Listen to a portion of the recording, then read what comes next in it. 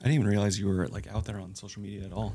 I try not to be. You try not to be? Yeah. Like after 2020, I kind of backed away from it all. Oh, okay. Yeah. And then I was like, okay, I'm not going to be so forward facing because I met this guy. You ever heard of a guy named CG Kid?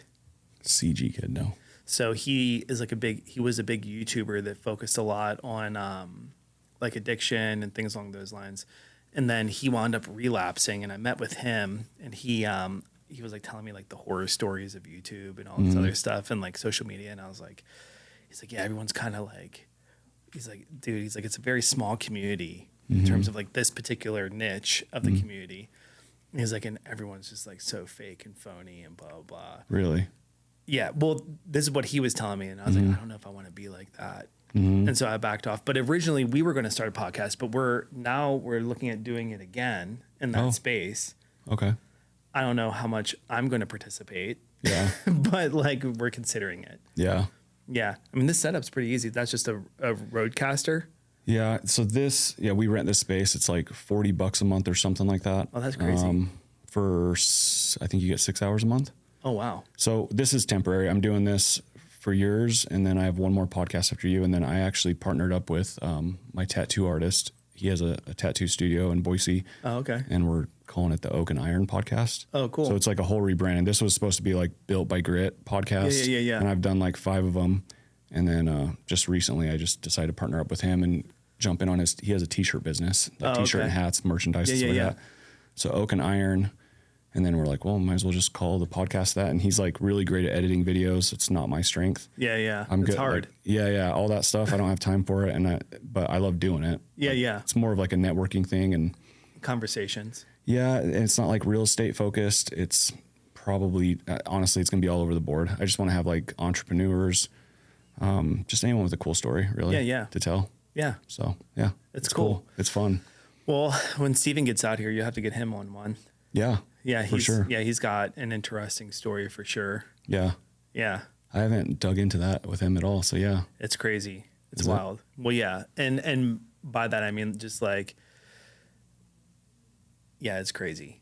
Yeah. Running around Santa Clarita, he was like white boy gangbanging. Oh, really? Yeah. So like I would never imagine that from Steven.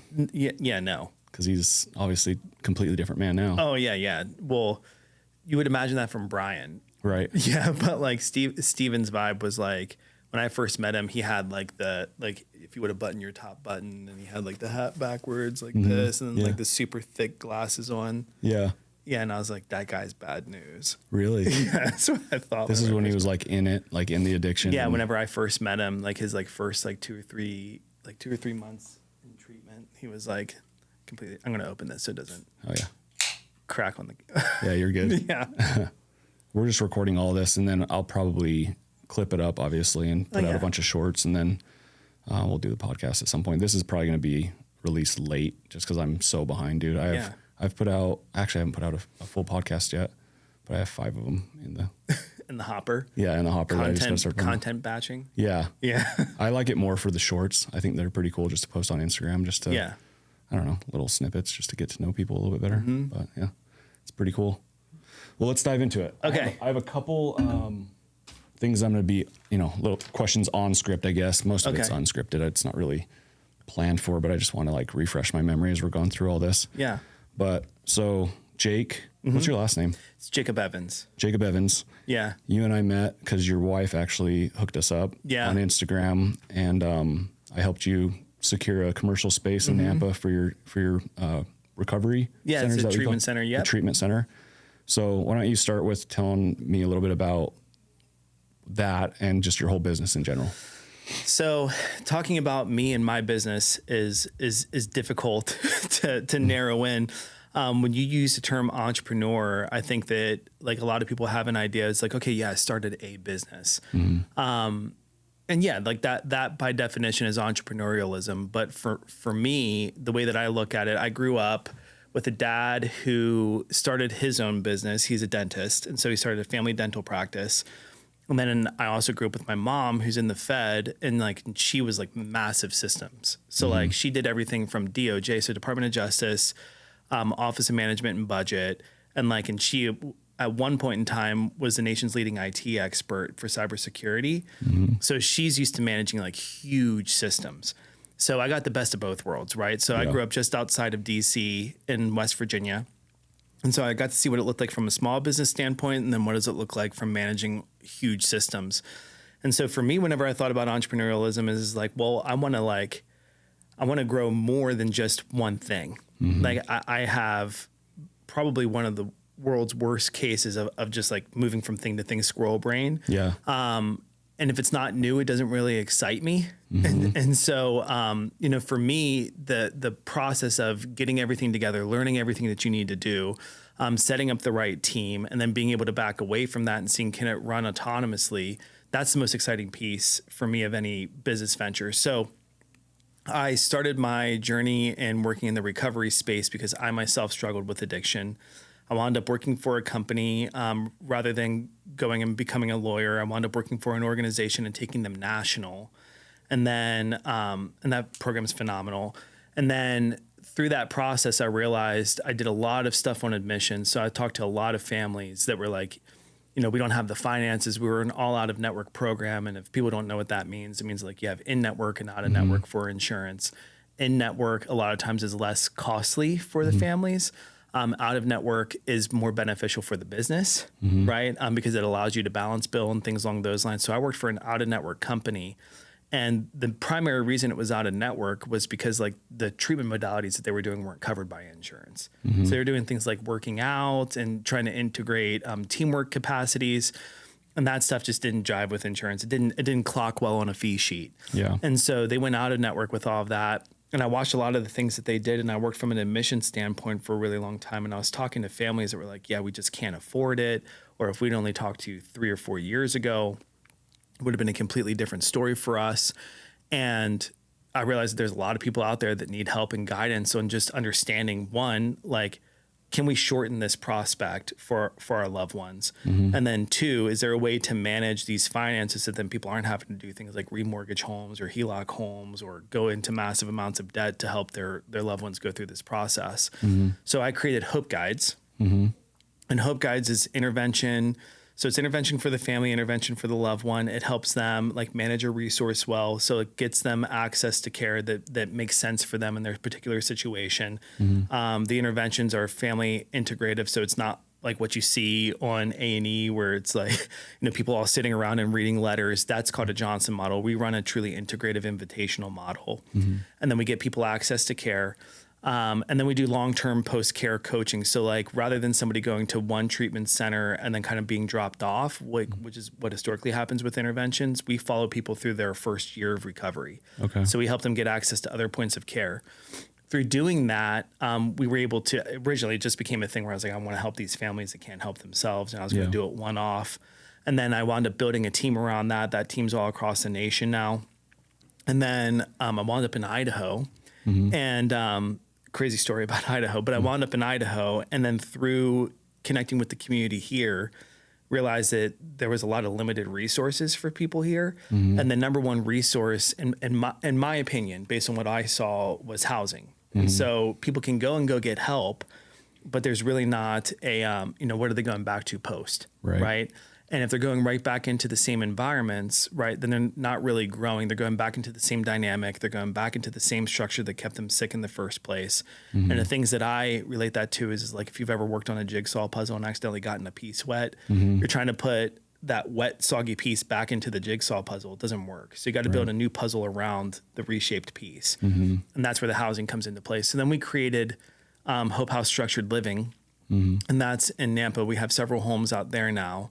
And then through doing that process, I realized, you know, I'm basically already running an outpatient program because we do structured living, not just sober living, right? So it's not a place where people just come and then if you're clean or you're not clean or whatever, like then there's rules and regulations. But we have structured curriculum that people are going through. Anybody who comes into our house gets a certain amount of structured curriculum, gets a certain amount of care. And I was like, well, we're basically already running an outpatient. And a friend of mine was telling me, he's like, well, you should just build an outpatient then. Instead of doing some of the things that we were doing, like we were, some of the stuff that we do is like we have integrated workouts. And I had, obviously, because that's how I got sober. And then we were doing them like in parks. Yeah. And it's cool because like the community and the camaraderie was really cool. But it was like, well, what do you do in the winter? And so we were having guys do things like presentations, and I was watching the anxiety level spike. I was like, well, if we had a place where we could do this, you just call it something different. It's like how many people would benefit from that. And it wouldn't just be the guys that are in housing, it'd be open to the community itself. And so we created Sawtooth Recovery, and that's how we got connected. Which is the building that you leased. Yeah. Yeah. Okay. Was the building. And so that's how everything kind of started. And so, yeah, I mean, I do a lot of consulting work for organizations. I do it's hard to narrow down what is it exactly that I do. Yeah. My goal is to help people. And if I were a company and I had a mission statement, it would literally be to like end the unnecessary suffering of those people who are out there struggling. Yeah. Crazy. Yeah. Cause you have a few partners, right, in this business. And so your position, you kind of lead, it seems like you kind of lead the charge, at least out here in Idaho, right? Yeah. So, I mean, if I had to like label, I don't like C-suite titles, but historically the position would be CEO. But I view myself more as like a strategist. So my goal is to see what are the gaps that are in the current system, try to create something that can address those gaps, and then build something that addresses it with a team. And so like historically, yes, that's a CEO position, but I don't call myself the CEO of anything. Right. Yeah. Yeah. I gotcha. Okay. Yeah. And then you have Brian on your team who you hooked me up with too, and I helped him buy a house. He is someone that came into your program that was having issues with addiction too, right? Or did he just get out of prison or something like that? His story is crazy. So he was technically, and I'm not sure how much, let me think real quick. Okay. Yeah. So he was actually technically on the run whenever he first came out here, and I got connected to his dad, and I told his dad about the intervention services and was like, look, you need help. Like you're the only one of your family that hasn't given up on your son. I was like, and not giving up on him is great, but is there a different way to help him? And he was like, you don't know my kid. And anybody who knows Brian, he's like, he's not going to take well to this. I was like, well, let me just slowly invite him into the process. And so he wound up getting sober at a treatment facility out here. I got introduced into his process in the very beginning. And a big chunk of what Brian's goal was in the initial was, in my opinion, he was trying to make things look good for court. And, through talking with him, I was like, you can continue on being this guy, right? This character that you've built, but who are you really? If you strip away, the criminal actions, and you strip away this larger than life demeanor, who's Brian the person? Yeah. And it was the first break in character that I saw. And it was, he's like, I don't know. I was like, well, wouldn't it be great if you could figure that out? And so the next year and a half was him figuring that out with me. And so he actually now is the national director of our housing. So he does everything pertaining to the structure and the culture. So he's solely responsible for that aspect of things. And then he also does business development for Hope Guides out here in the Treasure Valley. Okay. So if you have if I'm sitting at the top, I have a right hand and a left hand. He's the left hand. He's the business driver. Okay. Of the organization. Who's your right hand? Is that Steven? It's Mario. Mario. Okay. Yeah. And so the way that these models work historically is that you have the clinical, so you have healers and dealers, right? Yeah. And they typically don't mix. Yeah. So the people that are doing the deals or trying to manage those deals historically are not your best healers. So Brian's a dealer. Brian's a dealer, a new kind of dealer.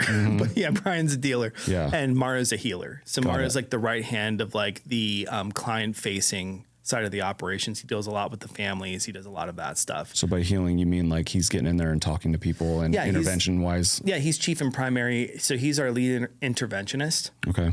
And so he's been doing this with me. So again, back whenever I first started at the organization that gave me my introduction to this space, I'm convinced to this date that they had one salary and they split it between two people. And so both Mario and I both applied for the same job. And I didn't want to do the job because I was like, I'm not going to answer phones and be somebody's secretary. Right. I'd gone to law school. I'd done all these things. And I just viewed myself at a higher state. And they're like, that's not what it is. You're going to become an expert communicator, blah, blah, blah. And I was like, do you need the help? And they're like, yeah. And I was like, okay, I'll do it for X amount of time until the next school semester starts up. Yeah. And so I applied, and then Mario applied, and we both went in, and we have very different skill sets. Like if you had Mario sitting here in this chair, he's literally like this. You ever seen Teletubbies? Yeah. Remember the baby in the sun? Okay. So like that's Mario. If the sun had a face, it's Mario. Okay. Right. And so he's just like a beaming light. Like he's the most compassionate individual I've probably ever met outside of my wife. And he's just like an amazing human being. Yeah. And so they hired both of us. We both started working. He went on to do like more case management work, and I stayed on, handling admissions and doing all that other stuff. Again, healers versus dealers, right? Yeah. He's a great healer. And so fast forward a handful of years, he left the organization and wound up working for somewhere else.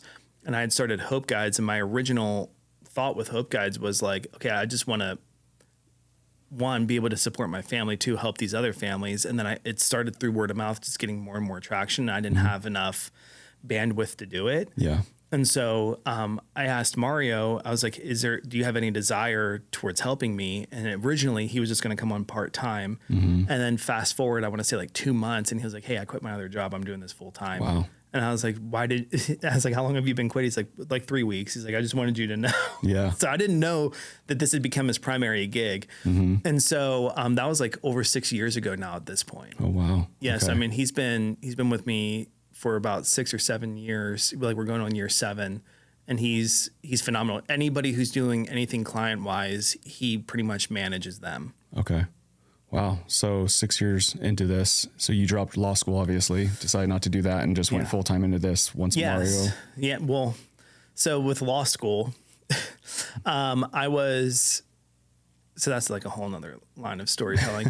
But like when it comes to schooling, for me, like schooling was never hard. School was boring. And for me, because I was bored in school, I tended to get in trouble in school. Gotcha. And when I was in high school, I did everything you could imagine to keep me away from my home. So, I mean, it was football, and then it was wrestling, and then it was show choir, jazz band, like anything I could do that would keep me busy. That's what I did. And so my background looked really good. I wound up accepted into dental school early. Dental school? Yeah. So my dad's dentist. So I wound up in dental school. I was early admitted into dental school. And then I realized very quickly that I was not, like my dad was like, if you've ever seen Rudolph, like the elf who was like born to be a dentist, not make toys. Yeah. Yeah, that's my dad. Oh, okay. And so like, I am not that. Yeah. My dad wanted me to do dentistry because he had built up this whole practice and was like, I'm going to turn it over to you at some point. And so I got early admitted into dental school, and I had to do this, like, I guess you would call it an internship with his other dentist. I'm not going to name names, but he was like miserable. And I remember the office staff was like, yeah, don't be in his way after 2 p.m. Like he's great from like 7 a.m. to noon. And then when he comes back from lunch, he's not happy. Oh, okay. And so just did not like his life. Yeah. I mean, he's a nice enough guy, right? But like you could just tell he had been doing it for like 30 plus years. You could just tell like he was reaching towards the end of his career, and he's a really well-respected dentist. I mean, he's great at what he does, but like his attitude towards it was way different. And my dad, the memory that sticks out to me is it's like he had a deaf and a blind girl that came into his office, and he was like, Jake, I need you to prepare, because I worked at his office for a period. I need you to prepare 2 sets of instruments, and a cleaning should take like 45 minutes, right? He blocked off 3 hours. Oh, wow. And when he sat down with her, he literally took every single instrument and let her touch it before, like, again, 2 sets, right? So not one that he would put in her mouth. Right. So let her touch each instrument before he would do anything with it. And like that level of care and compassion as a practitioner is something that I knew that I wasn't going to have. And so I was like, yeah, I can't go back to school. So I just dropped. Yeah. Right. And didn't do it the right way. Didn't go in and, talk to my admissions counselor and all this other stuff. I was like, yeah, I'm just going to stop going. Okay. And so when I stopped going, Thanksgiving rolls around. My parents were like, hey, we got to talk. We got your grades. And I was like, well, why'd you open my mail? And they were like, well, that's besides the point. What's up with this 0.0 GPA? And I was like, yeah, just stop going. And they were like, well, what's your plan? I was like, I'm going to tour with my band. Oh, okay. Yeah. And then they're like, okay. And then what happens whenever you don't make enough money? I was like, well, we got a tour set up. We're going to make money. Yeah. And, enough money for gas and cheeseburgers, and you know, sleeping in a car was not enough money. And so, and then one bad incident wound up with the band breaking up. And so I wound up going to recording engineering school, and then getting mentored by a really awesome recording engineer there, and then realized that I didn't want to do that. So my whole life has been like moving from one thing to another. Tell me about it, dude. Holy cow. Yeah. And then I was like, I'm going to go back to school and become a lawyer. Okay. And my parents were like, good luck. Like, you have a 0.0 GPA.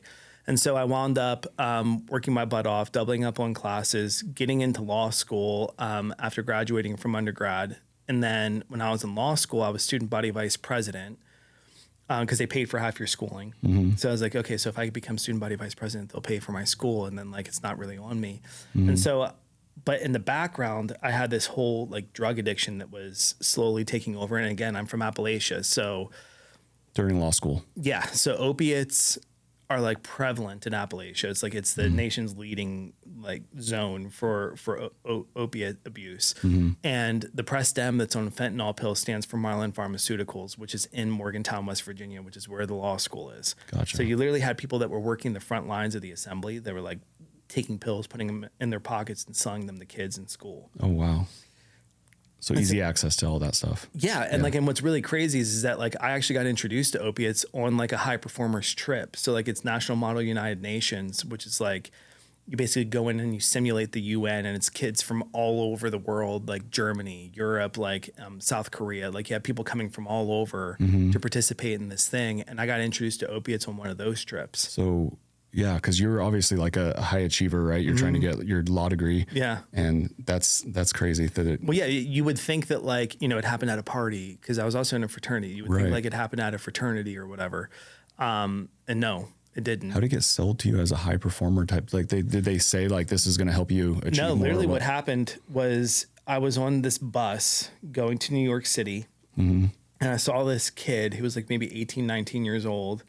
And I saw like, I saw him walk around the back of wherever we stopped to eat. And I was like, that kid's going to go smoke weed. And again, I'd been in a band and music, and I was introduced to weed at a pretty young age. And so I was like, I'm just going to go see what these guys are doing and let them know, hey, it's pretty sus. And like, and if I noticed it, I guarantee you a teacher noticed it. Right. And so I walked around the back, and I was like, if you guys are going to do this, you should at least walk into like that bathroom, which is like an outhouse. And I was like, you should at least walk in there and go do this. Yeah. And they offered me to smoke the bowl, and I was like, okay, yeah, sure, whatever. So I did.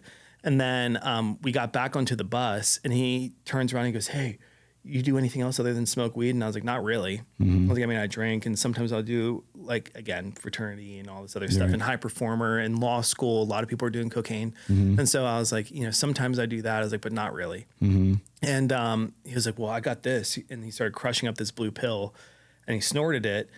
And he was like, you want to try it? I was like, dude, I'm not putting anything like that up my nose. I was like, the only thing I'm going to put up my nose is Coke. Like, that's better for some reason. Right. And he was like, well, you can smoke it. And for whatever reason, like, smoking was my introduction to drugs, which was smoking weed. And then like dabs and stuff like that as I got older. And then I was like, okay, I was like, I'll try it. And so I did. And if you can't tell based on our conversation now, I don't think I'm smarter than anybody else, but I think that my brain processes quickly. And so for the first time ever, it like slowed me down to the point where I felt like I was on the same playing field as everybody else. And for that whole entire trip, like, I would normally walk away with like 1 or 2 awards.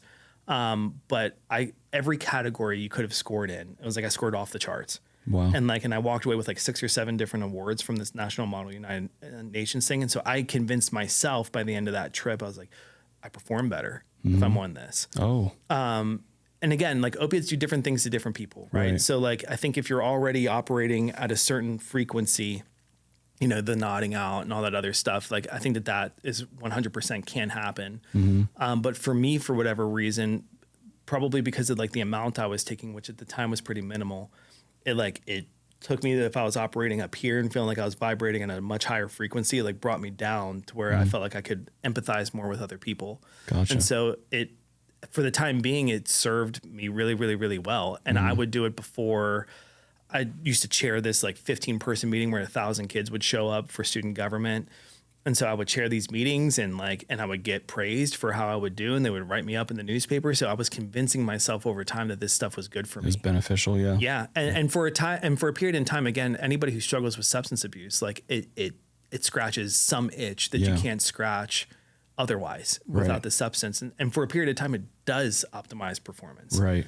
But then what happens when they call it, like, chasing the dragon, blah, blah, whatever, you're trying to, you have to use more and more and more to reach that same state that you were at before. Yep. And then when you're not using those substances, your lows, you're no longer up here, you're down here. And now you're trying to get up to where you thought you were, as opposed to trying to bring yourself down to where you thought that you needed to be. Yeah. At least that's how it worked for me. Yeah. Is that, very quickly it stopped becoming something that, optimized my functionality and became something that I needed to function. Right. Yeah. And that was all during law school. Crazy. So how long were you addicted? 2.5 years. Okay. So that's not too long though.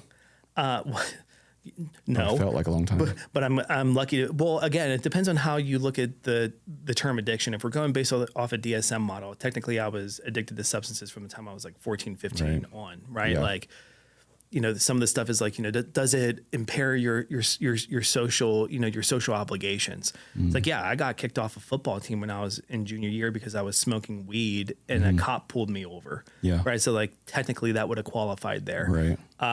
When I was 19, I got in trouble for smoking weed on a battleground. I wasn't smoking it, right? But I was in a car, and it was my car, and I'd fallen asleep in the back seat of the car. Nobody admitted to it, so I wound up with the charge.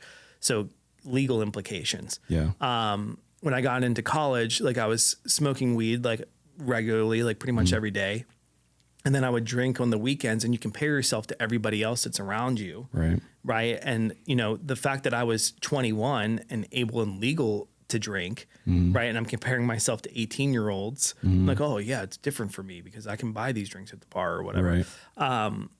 It doesn't change the fact that I would get drunk enough to the point luckily did not drink and drive, but I would walk 6 miles back to my house drunk along the freeway. It's like, these are dangerous activities. So technically you could say I had addict tendencies, or was, according to DSM, I would have had what was considered like mild addiction in some other domains, but opiates is what sped my process up. I think I would have eventually wound up in a treatment center regardless for alcohol. Okay. Right. High stress, the field of work that I was going to go into, which was law. There's a lot of mental health issues with people that are, attorneys. So alcoholism's on the rise, cocaine abuse is on the rise. And so I definitely think I would have wound up in a treatment center regardless, but opiates sped my process up considerably. Yeah. And those 2 years, anybody that struggled with opiates, it's like, it's a miracle I'm still alive. I was at the peak of my addiction. I was using 30 pills a day. Wow. Yeah. Yeah, that's a lot. Yeah. I mean, I've talked to you about this before, but I struggled with opiate addiction for a while, and mine was a little different story for sure. But it was just after getting my wisdom teeth pulled, and I think I was 27, so I got them done late and took them once, and then just kept taking them, just to get over it, and then it became a routine. I started liking it, first of all. Yeah. And I can relate with you in a certain way because it kind of brought out a certain part of my personality that I didn't recognize, mostly socially. Yeah, yeah. Like I got more goofy. Because it essentially kind of felt like I was buzzed, right? A little buzz, and I was like, I wasn't as worried about what everyone thought. I was just kind of in the moment a little bit more. So at the beginning, it was super beneficial, or at least I told myself that, and I loved it. And then as time goes on, it becomes a crutch. Like you said, I never got to a point where I was taking 30 a day, but I was taking every day for no reason, no pain or anything. Just at 3 o'clock, it's like, oh, time to take a oxy or something like that. It's like, what are you doing? Well, the other thing is too, is that if you're popping them, so if you're ingesting them orally versus like smoking them versus what other people do, like there's all kinds of different ways to ingest opiates. For me, the smoking factor, for whatever reason, again, I don't know if it's because I smoked weed whenever I was a kid or whatever it was, but it felt like it hit quick, like more quickly, depending on how people view, the potency of whatever it is that you're doing and how much you're wasting or not wasting. It's like, hardcore people that have struggled with addiction would be like, yeah, you wasted a lot of money doing that. It's like we had Brian on here. He'd be like, yeah, you wasted a lot of money. Oh yeah. Yeah. But for me, for whatever reason, like the smoking aspect of it, there was something ritualistic about it. And I'm somebody who's very, the way you're describing it, oh, it's 3 PM, right? So when substance abuse really like hits a certain zenith, like it becomes very ritualistic. So it's like, you know, it's the process, and people will say things like, you know, if you have somebody who injects, they're like, oh yeah, it's the prospect of it. And your brain will literally start to like feel the effects before you ever even ingest the substance. Right. And so for me, you know, for whatever reason, it was really interesting because like if you would have asked me whenever I was 18 years old, do I think I would have ever wound up smoking pills off of tinfoil, you know, in parking lots? Like the answer would have been no, like that's not me at all. Right. Do I think I'd smoke weed into my 60s? Yeah. Right. And, you know, not to get into my personal story, but I mean, like or too deep into other people's personal story. It's like I have examples where people can function on that and be completely and totally normal in my own family dynamic. And so, again, I'm comparing myself to other people. Right. But for me, like what wound up happening is that I want to say the summer going into my last year of law school, I'd come into some decent finances. And again, I'm not paying for school, but I'm working full time. So like I'm saving all this money and all this stuff is happening, and I'm getting paid by the school to be a vice president. So I have all this stuff coming in, and the end of the school year hits, and then all of a sudden all my responsibilities drop, right? I'm no longer in law school, right? I have this whole summer break. Yeah. And at the time I'm using with my little sister, which is like, again, a whole nother story, but like I'm using with my little sister and we're staying together, and her addiction was really, really, really bad. And again, not comparing myself because I have a tendency to do that. But like if I was like a 6 or a 7, she was like an 8 or a 9. Okay. But we're using together, right? So now we're pulling funds together, we're pulling resources together, and we're using together. So whereas I may have been like, you know, a 3 or a 4 pill a day person at that point in time, she was far more than that. And so, but because we're together and you're smoking, you just pass it to the left, pass it to the right. And so my ingestion went up like 3 or 4 fold with her. And then by the time that I hit the next school year, I mean, I couldn't sit through a 45-minute class without using at least once. Really? Is it because you start getting like the flu fillings or whatever too? Yeah. Because like that's a part of why you end up having to take more and more and more is like you're just chasing the dragon, like you said. Yeah. Crazy. Yeah, it's nuts. And then, you know, by the time I went to my first treatment center, you know, I had recognized that I had this massive physical addiction because I tried to stop and I couldn't. And, you know, the pain, I would get to like day 2 and then the pain would be so unbearable. And again, I say it now, like looking back on it, like, man, you could have gotten through that. But at the time when you're just laying there and you're just trying to watch movies, you're trying to like chase the time to go by. So then like you can hit that like day 3 or day 4 and feel a little bit better. I could never get to day 3. And, you know, by the time that I had wound up in my first treatment center, they give you drugs to get you off of drugs or whatever. Right. Yeah. And so to try to help mitigate your symptoms. And so I wind up in this detox room. And there's different phases to treatment. So there's detox and then residential. I was in this detox room with this guy and I had asked him, how many times have you been to treatment? And he's like, oh, you know, like this is my 30th treatment. He was like 40 some years old at the time. Not that that matters, but I was like, at the time I was 24. And so I was just like, dude, I'm good. Like this guy's been to 30 some spots. He's been to, he's died and come back to life. It's like, I'm not that bad. And so I was like, I just have this physical addiction. I just need to get this under control and then I'll be okay. That was the first thought that then led to a whole tangent of other thoughts where I was like, maybe I can, you know, if I just did this every once in a while. I was trying to do it in moderation, justify that. Yeah. It's like, I'd be okay. I didn't know anything about the AA program or anything about that at this point in time and realized that like, this is very stereotypical thinking. And so by the time that I graduated that program, I convinced myself I was smarter than my therapist, which like arguably maybe I was or I wasn't, it didn't matter. But he was trying to tell me, you know, you can never drink again. You can never do this again. And I was like, dude, my problem was with opiates. It wasn't with alcohol. Yeah. And then I was like, you know, how are you going to tell me that I can't do this stuff?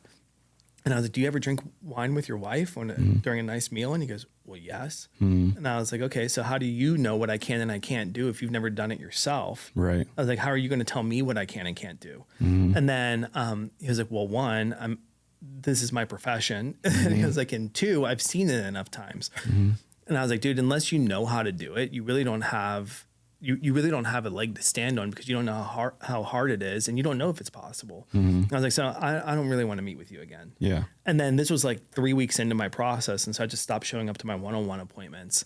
And I got to the airport, and again, I was like riding high on resentment against this therapist who told me I couldn't do this stuff. And they offered, I go and I get a burger, and I was like, it goes really well with a burger and IPA. And so within 3 hours of discharging on my way back home, I had already drank. And this is pretty standard for anybody who's relapsed shortly thereafter. Like, this is a pretty common story. And by the time that I landed, so going from where I was to where I was getting back home to, I'd already lined up my first deal. Like, oh, really? And I want to say within like 24 hours of being out of treatment, I'd already relapsed on my drug of choice. I can remember it like it was yesterday. On the third day, I woke up and I was like, I don't feel sick. And I was like, I could stop right now and be totally fine. No one would ever know that I had this relapse, just get right back on the track. And I was like, or if I choose to use today, right, I'm going to wind up probably either A, going back to treatment, B, I'll probably wind up in jail, right? Or C, I mean, there's a high likelihood I can wind up dead. And I remember having that thought, and then I remember making the decision, doesn't matter, whatever, I'm just going to do it anyway. And so I did.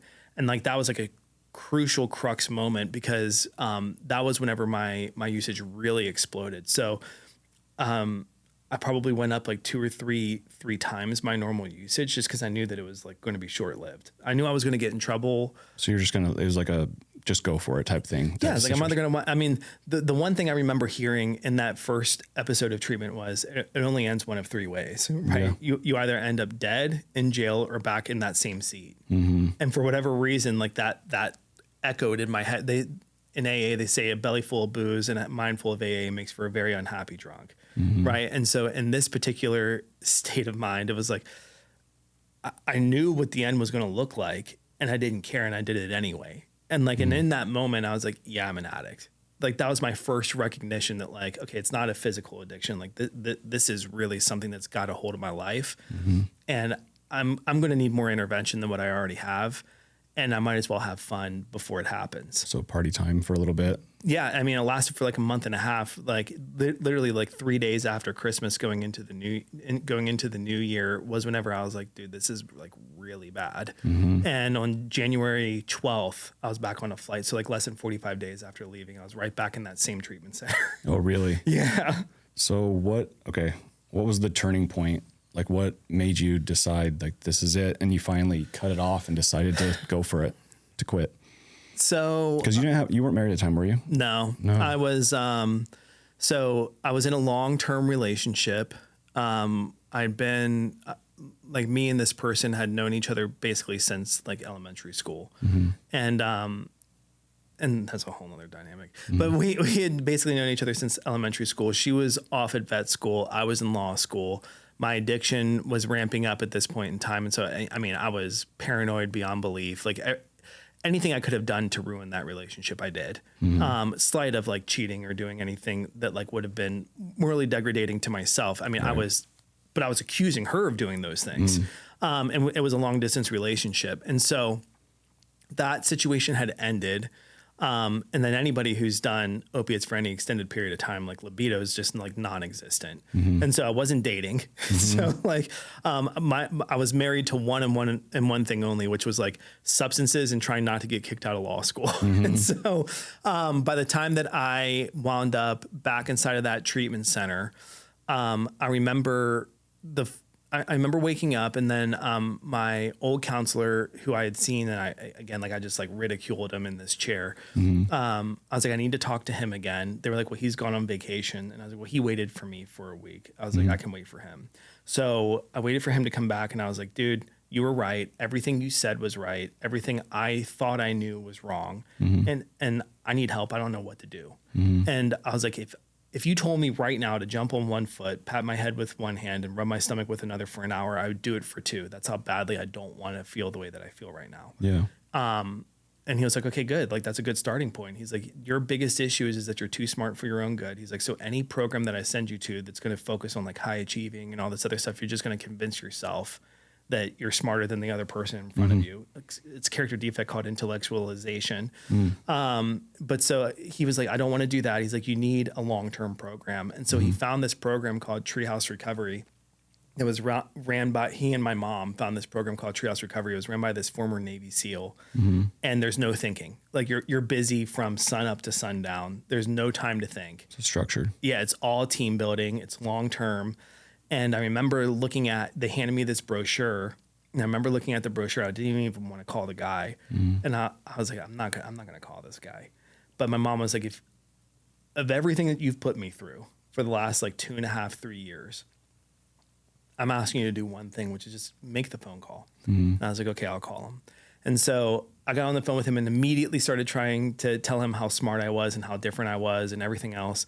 And he's like, okay, cool. How long have you ever had sober outside of a treatment center? And he already knew the story. I didn't know this at the time. Like he's a really good friend and a mentor now. But at the time I was like, dude, this guy's so smug.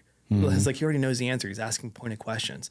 And so I was like, I don't know, like 3 hours. And he goes, so you're going to tell me what you think you need for treatment? He's like, and you have no clue how to do it outside of a treatment center? He's like, call me back when you're serious. And he hung up the phone on me. And I remember calling my mom and being like, yeah, you said I don't need that treatment center. I'm good. And she's like, really? And I could like, Mama Bear was coming out and she's a super high achiever. And I was like, no, it's the only facility that I've ever spoken to, the only person I've ever spoken to that like called me out, like didn't even give me a chance to try to like rationalize or justify my position. Like, that's where I need to go. And she goes, why? And I was like, because I don't want to go. I was like, everything I've done up until this point, I either thought I was going to be successful at it. As like, if I didn't think I could be successful at it, I quit it. I was like, or I've just done what I wanted to do. I was like, I've never done what I didn't want to do. I was like, and so I'm going to try something that I don't want to do. And I remember being like, okay, I'll commit for 30 days. I was like, if it sucks, I'm out. And then within the first like 2 days, they take us down to go do, and anybody who's been in Southern California, like there's a beach called Corona Del Mar, and it's like super relaxed and chill, and like I'm pretty placid for the most part. And they're like, yeah, we're going to have an easy day. We're going to go for a swim. And, you know, me being a West Virginia boy, the deepest I'd ever been in the ocean, and the Atlantic is way different than the Pacific. So placid for the Pacific is like brutal for the Atlantic. Oh, gotcha. And so the deepest I'd ever been was my waist. They like take us out and we're like a mile out from shore. And I started having a panic attack. And I was like, I can't do this. I can't do this. And like all these guys wrap around me.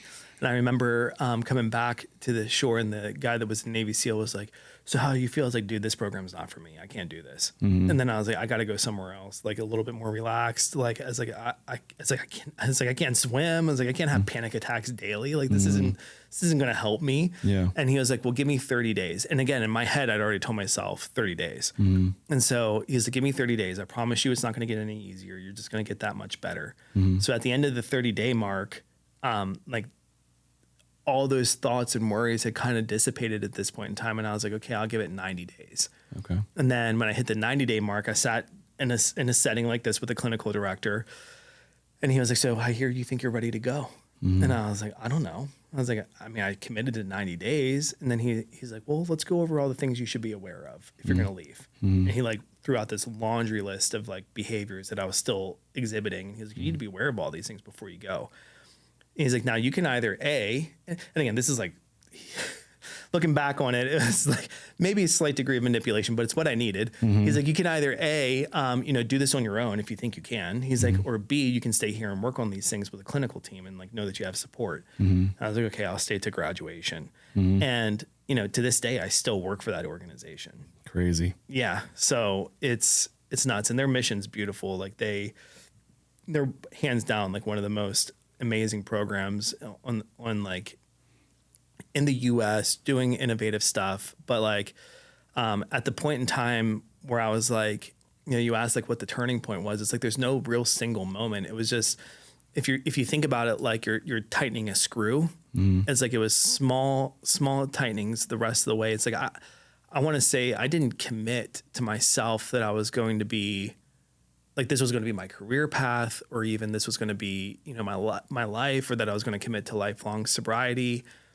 until at least like 2 years. Like I'd still had reservations about even after your recovery. Yeah. Even after working in the space, like all kinds of stuff. It wasn't until I had about 2 years clean where I was like, I think I can do this for the rest of my life. Like where the confidence matched like the intention. You obviously were inspired to do this, right? To pursue this as a career and put away law school and everything else. So I remember whenever you asked me about my wife, when I was courting my wife, and I think men can understand this. It's like there's this weird Lou period where you don't want to seem like a loser and you want to seem like the best suitor. Right. Right. And so she had gone away for a business trip. And when we were talking, I was like, I don't want to call it depressed, but dude, I was not healthy like 3 years into being sober because I still had a lot of these negative character defects. And one of them is that like I have a really unhealthy attachment style, right? And like, and it manifests itself in work and all these other things. To people and or just everything? Just in general, Okay. right? Like I just have a really negative attachment style. It's like I get fixated on something and then like you don't want to let it go until I know that I've conquered it, right? Gotcha. And so, and not that a woman can be conquered, but like I wanted to know that I had like, I wanted to know that I had secured this thing. And so in the middle of like our courting phase, she goes away on this trip. And the only word I can use is like depressed. And so, dopamine's high and all these other things, the love chemicals are popping off. And she leaves and I'm left by myself. And so like, I think it's normal. I don't know. I was watching TV well until like 2, 3 in the morning just because I didn't know what else to do with myself. And I didn't wake up until like 11. And so I'm like, in my head, I'm like, okay, if I'm her and she's like a really classy girl and like she's awesome and she's really cool, I'm like, I don't want to hear that this guy that I'm dating is like sleeping in till noon. Yeah. So I was like, oh yeah, I got up and I created like 3 or 4 hours worth of life that never existed. And I was like, yeah, I did all this stuff. And, to somebody like me looking at that, I'd be like, oh yeah, that guy's insecure. He like made up some stuff. And it's not that big of a deal. But for her, right, she has a whole background and a whole history. It's like, if I'm willing to lie to you about something small, I'm willing to lie to you about something big. And so she could feel it within a moment. And she's got like a superpower for like knowing bullshit. Dude, like anything. She's just like the most empathetic. She can like feel discomfort.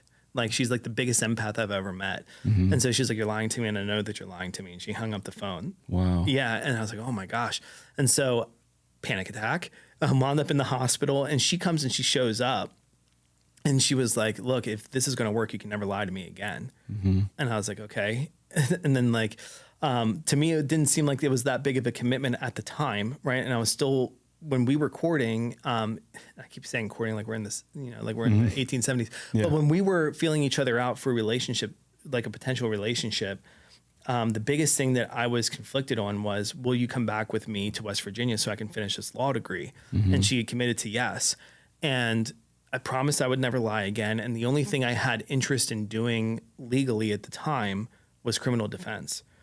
And not saying attorneys are liars, right? I'm not saying that, but it definitely exercises a specific muscle, which is like taking the facts and twisting them in your favor, right? Whether it be for your client or for yourself or whatever. Right. And again, facts are misconstrued and there's this version of events, that version of events, and the truth. And your goal is to convince people that your version of events is the truth. Right. And so for me, when I thought about that, I was like, I can't go back to law. It's going to exercise the wrong muscle. Right. And then I remember telling her, I was like, I don't think I can go back. Yeah. And she's like, well, so what are you going to do? And I was like, I don't know. And at the time, working for the organization I was working for and making the kind of funds I was making, we were not going to have any sort of like good life. But she didn't care. She cared about having a person of like moral upstanding and a person who had good character. And she was like, everything else will figure itself out. And so if it wasn't for her, none of this would have happened. And if it wasn't for that organization, I would have never met her. She worked across the street. Crazy. Yeah. And so like, if I had gone back to law school any earlier, I would have never met her. If I hadn't met her, I probably would have wound up back in law school. Some of my closest friends that I went through school with, like they're struggling now, like 10 years, 11 years, 12 years into their career.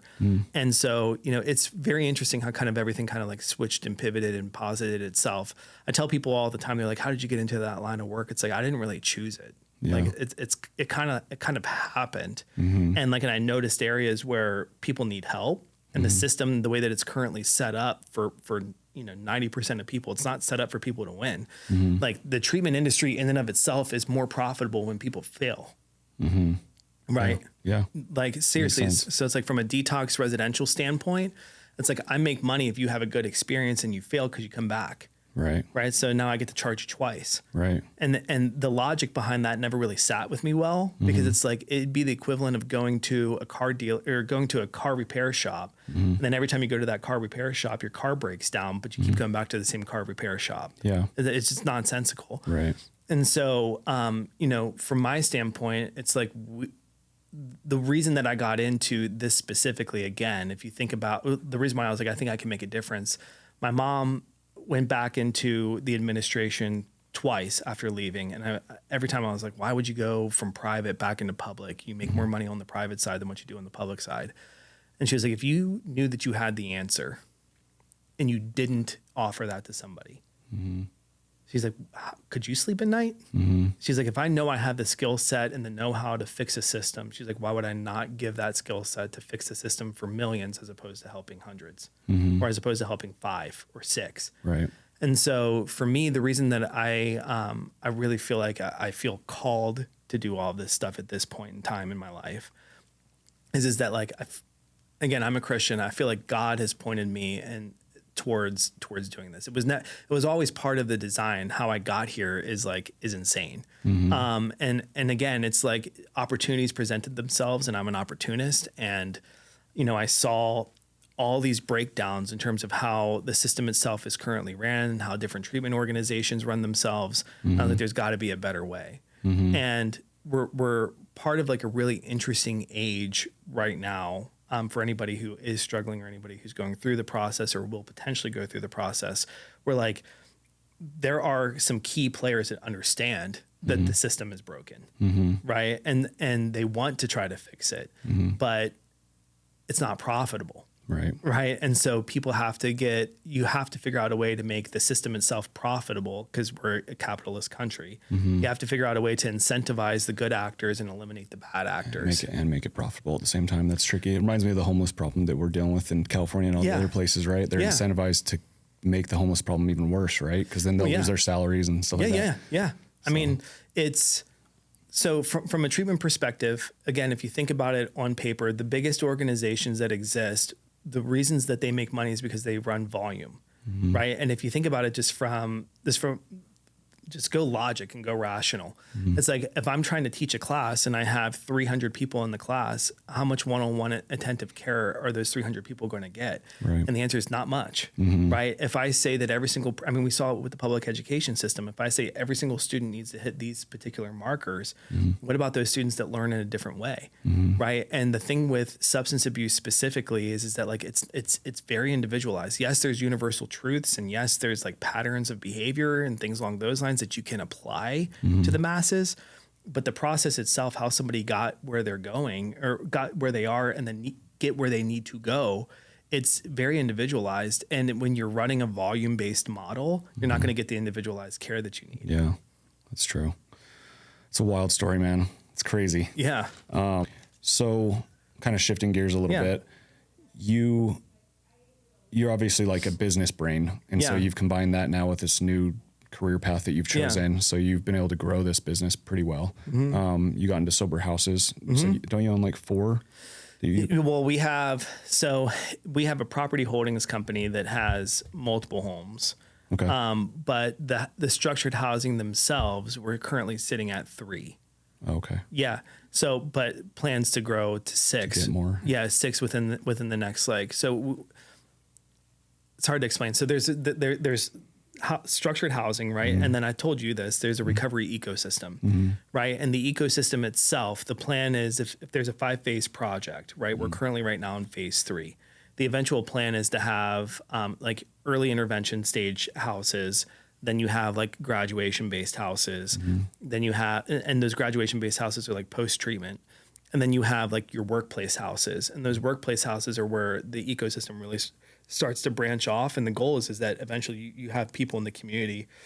From what I've experienced is that people, the only way that we're going to ever solve this issue, there's not enough providers. If we're just talking specifically Idaho and the Treasure Valley, if everybody in the valley decided tomorrow that they want to get sober, not enough practitioners, right? We don't have enough services to satisfy the need. The only way that you accomplish that is by getting more people sober, because sober people create programs, create businesses that give those people opportunities, right? And so that's the idea of the ecosystem. Gotcha. So the eventual goal is to have roughly like 6 in this particular area, but we're proliferating out into other states as well. Gotcha. Okay. What would you say the success rate is of people coming into your sober houses and getting them clean? Depends on how you grade success, right? I think anytime people throw statistics out there, so one of my fortes in school was empirical analysis, which just basically means how do you look at the data and then figure out what somebody's really trying to convey versus what's the truth. And so again, it depends on how you set up the parameters for success. How many in-house relapses do we have? I can count on one hand. Right. Which is phenomenal. That's crazy. Yeah. Yeah. Which is phenomenal for a structured living program. How many people stay sober post? The last run of analytics that we did, and again, this only goes up to a year, which is why because we stick with people for a year. So that's a whole nother demographic, right? So we're roughly sitting at 78% success for that first year of sobriety, because not everybody stays in housing for a year. So once they leave, we're roughly sitting at 78, which again, phenomenal number, really awesome number. But the metric I'm interested in is how many people never needed to go back into a treatment center again, right? And that number is harder to acquiesce, because as people get further into their process, the connection that they have to that start point becomes less and less and less, right? So the last time that we did a deep dive analysis on it, which was about 12 months ago, we were sitting at roughly 50%, which again is very high, right? Where people did not have to re-enter back into treatment programs after going through our housing. The national standard, like the national marker for a year's worth of sobriety, right, is less than 10%. So like we're sitting far above where any other success metric would consider themselves successful, right? But for me, it's not good enough, right? Like it's like, again, I become obsessed about stuff and I want it to work, and I have very negative relationships to things. And so for me, it's like when I see, so it tracks back to whenever my dad, I remember bringing home a 92% on a test. I was all proud of it because it was algebra, and algebra for whatever reason was hard for me. And I was like, look, Dad, I got a 92. And he was like, awesome. That means you left 8% of the information behind. And so for like, that's how I look at numbers. Right. Okay. And so for me, when I hear 50%, it's like, okay, where did we fail with these other people? Yeah. Right. Like, what did we miss and how can we make it better on the forefront? And we're constantly shaping the structure of the house. Like, no other organization that I am personally aware of has a board that does, national standards and etiquette for structured living, where you literally have them looking at these numbers saying this could improve it, and then constantly shaping it over time. A lot of times it's single ownership, right? So you have like one person that has a rental property and they're like, oh yeah, let's just, lease it out to some sort of structured living organization or sober living organization. You have a guy that maybe has like 2 or 3 months clean running the house. You don't have oversight that's like running those guys that are running those guys. And then a board above that guy directing him. And so we've really structured it out in a way that like we're constantly trying to tweak and change things. Like our houses run closer. There's a classification called RESHAB, residential rehabilitation. And that's really more for people that have developmental disabilities, but you're teaching them life skills, right? A standard sober living is like you go get a job or you don't get a job. Like here in the state of Idaho, sometimes Medicaid will pay for your housing. It's like we never ascribe to that. We only allow benevolent funding. Benevolent can be from family or whomever.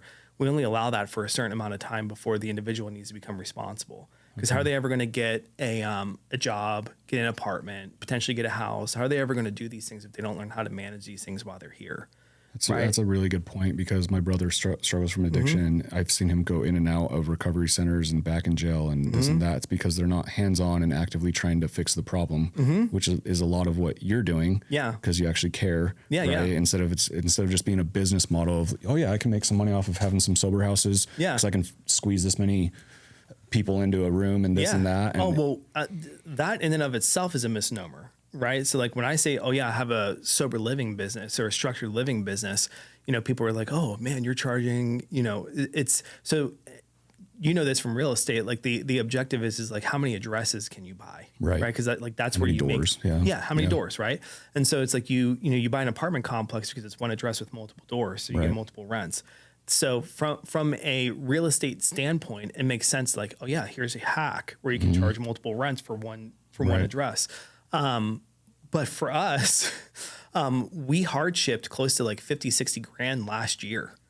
So like, that's money that like, we're not attempting to collect. We're not sending people to jail. If somebody comes in and they have a desire to want to change, we'll work with you for 2 or 3 months to make it work. And I always, if you're trying to get into recovery housing as a business model, you shouldn't do it because your heart's in the wrong space. You're not going to be giving the kind of care that you need. And the person that needs the help the most is the person that's not going to get access to what you have to offer. Yeah. Right. And so for us, the goal has always been how do we build people up, right? And meet people where they are and then build them up from there and then trust that if we do the right thing, then the right things are going to happen for us. Right. And so it's not about, for us, it's not about the prospect of like, how much money can I make this quarter? Right. Right. It's about how many people can we help this year? You have the right intentions. Yeah. How many people can we help this year? Knowing that like, if we do the right thing 5 years down the line, this 5-phase project that I'm talking about is going to wind up paying for itself in dividends, and everything that we ever wound up hard shipping for the right reasons, right? It's going to come back to us tenfold. Yeah. And if you go into it with that attitude, I think that, anybody who has a desire to want to do this, I think that, one, you'll feel a lot more, it fills a different cup, right? It doesn't fill a coffer, it fills a cup, right? And then on top of that, like on my birthday, and I hate celebrating birthdays, but on my birthday, I get cards from like close to like 50, 60 people that are all like, hey, I have a kid now, I have this happening. Like none of this would have been possible if you hadn't given me a chance. Yeah. So it's awesome. It's pretty cool. Like seeing families that are on the brink of divorce come back to healing and resolution. It's like, how do you monetize or quantify things like that? This is the stuff that makes you ultimately happy, though, because that's the rewarding part of the job, is that you're actually changing lives. It's not just about making a bunch of money. It's like you're actually having an impact on people's lives. And Brian's a success story of yours, right? Like he changed his life around and now he's helping you manage houses and doing different stuff. And if you were to go in right now, we have like a little bit over 20 guys in housing right now, and you were to ask them, who's the most important person in your recovery journey right now? I guarantee you over half of them would say Brian. Dude, I went into, when I was showing him houses, he showed me some of the places that he manages, and they respect him. Yeah. For sure. He walks in there and he's got that loud voice, and he's an intimidating guy. Yeah. And it's crazy. Yeah. It seems like he's doing a really good job. It seems like he's thriving and he's happy doing it too, which is cool. And again, you have a guy who came from, family generational wealth, right? And I remember having a conversation with him, and I was like, okay, great. Like you can live in your father's shadow for the rest of your life. It's like, or you can build something of your own. And like, and who are you? Are you your father's son? Yes. But is that who you want to be for the rest of your life? Right. Right. And he was like, well, no. And they said, then figure that out, man. And what more than a perfect space to figure this out than like you coming in here and figuring out how can I lead without necessarily being the loudest guy in the room, right? Like, yes, he has that personality. He has a big booming voice. He's 6 foot. And like when I met him, he was 400 pounds. Oh yeah. Yeah. He's lost more than 150 pounds going through, the structure and the discipline, the way that we have it set up for people. And now he's a living, breathing example of what it looks like. I want to talk about that a little bit, because I think that's super crucial to the success of anyone getting over addiction, is having a structured lifestyle. And I know you do it and Brian does it, but like, that's kind of what Sawtooth recovery is for, right? Like you actually create a structure of this is how your days should look, right? You should exercise, you should improve yourself. Talk about that a little bit more. Well, depending on how deep you want to get into like the neurobiology and like neurochemistry and everything else that people believe, I think a lot of programs know that physical exercise, it's going to create positive neural endorphins. It's going to increase my dopamine. It's going to increase, all these awesome things that happen neurochemically in the brain. But the way that they choose to implement is like, I'm going to get you a 24-hour gym pass, right? Or I'm going to get you a Planet Fitness gym pass, and then you do with it what you will, right? Most people, in my experience, if you don't tell them to do something hard, they're not going to do something hard. Yeah. Right. And so like, and furthermore, if you don't show them that it's possible to do something hard, right, they may never even attempt it, even if you're telling them to do it. So we lead a lot through example. And the biggest thing that I would say, the biggest benefits towards specifically having designed workouts that are meant to target difficulty in body under stress and mind under stress and stress adherence is that most people in life, like if the hardest thing that they ever have to go through is like convincing themselves that they can do one more push-up, and it's not about push-ups, right? But you're capable of a lot more than what you believe yourself to be capable of. And there's no easier way to take control of your body, your mind, your life than doing it for 45 minutes to an hour inside of a gym space setting. Like that tells you everything you need to know about the way that your brain operates under stress and how you handle difficult situations.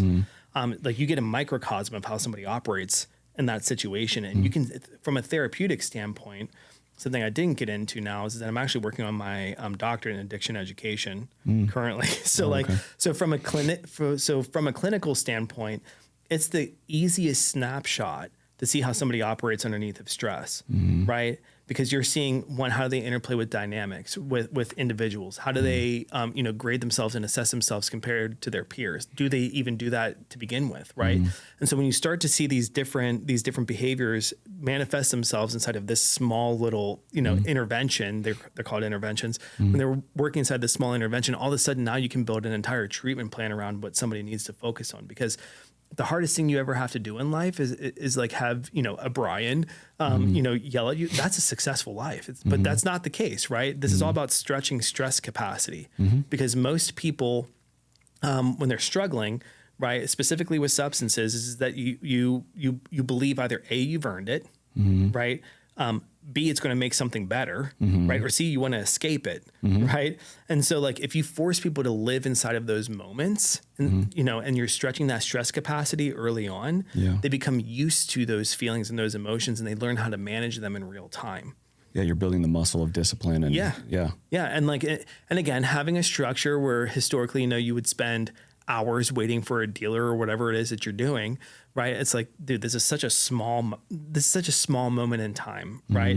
And like, what's really cool for me as somebody who's gone through this now for the better part of the last 11 years is that I've gone through phases, right? Like, I mean, when I became a dad, I don't know why, but for whatever, again, maybe it's unhealthy attachment style. When my wife was like, okay, I can't really move or do anything, walking is painful. It's like, oh yeah, I'll just sit here and watch TV with you. You're just kind of like, I'll veg out. And so, or when she's eating when she's eating for two, it's like, I got to eat for three. I got to eat for, and then when I had kids, and like they order something, it's like, oh yeah, I don't want to waste this money. I'm going to eat all, I'm not going to throw food away. I'm going to eat all this stuff. I've gone through periods in my life where I'm like constantly struggling through, discipline and what do I need to do for this or what do I need to do for that. And I think since the last time that you've seen me, like I was coming off of a pretty gnarly Achilles injury. And then I refocused all the stuff that I was doing because we're opening up a program that's really focused on physical fitness. And I'm like, how in the world am I going to like tell these guys that this is something that's important for their lives if I'm not personally embodying it every single day right now in my life? And so I've actually recently, again, reinstilling the discipline, gotten back and refocused, lost close to like 40 some pounds. Oh, nice. I was going to say you did look a little thinner. Yeah. I was going to say in the last, I've always been like big up top because strength was like a big focus for a really long time. And then now it's more about functionality and like not feeling lethargic and things along those lines. Yeah. And so, for me, it's like, no one's ever going to be perfect. Right. And so, you ask what's the importance of it is that I have a tool that I know that I can use at any point in time. I've already exercised discipline at multiple points in my life. I mean, I've ran marathons, I've done all kinds of crazy stuff. And I know how to tap back into that. Do I always want to? No. Right. But that's the difference between it being something that's temporary and something that's a lifetime.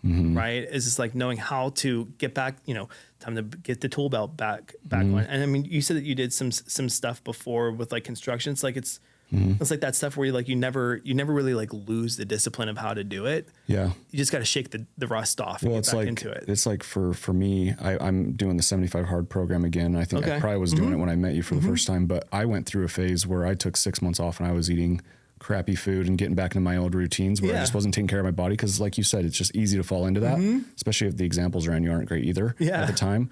But I knew in the back of my mind that this is what I had to do in order to get healthy again, is like tap into a routine and a structure for some reason, for whatever reason, like having a task list, like knowing that I committed to this program, 75 days of doing 2 workouts a day, drink a gallon of water, read the book, that makes me do it because I created a task list and now I have to do it. It's holding me to a standard. It's probably kind of what you're doing with your recovery houses. It's like, this is the standard. This is what we want you to do. And then it makes it easier for them to be like, oh, I have to? Oh, okay. I guess I'm going to do that then. Well, so that brings up another interesting point neurochemically. So like there's this running theory of like evolutionary theory of addiction. So depending on what school of thought you wind up looking at, there's, trauma, there's like the trauma origin, there's the genetic origin, there's like the family systems origin.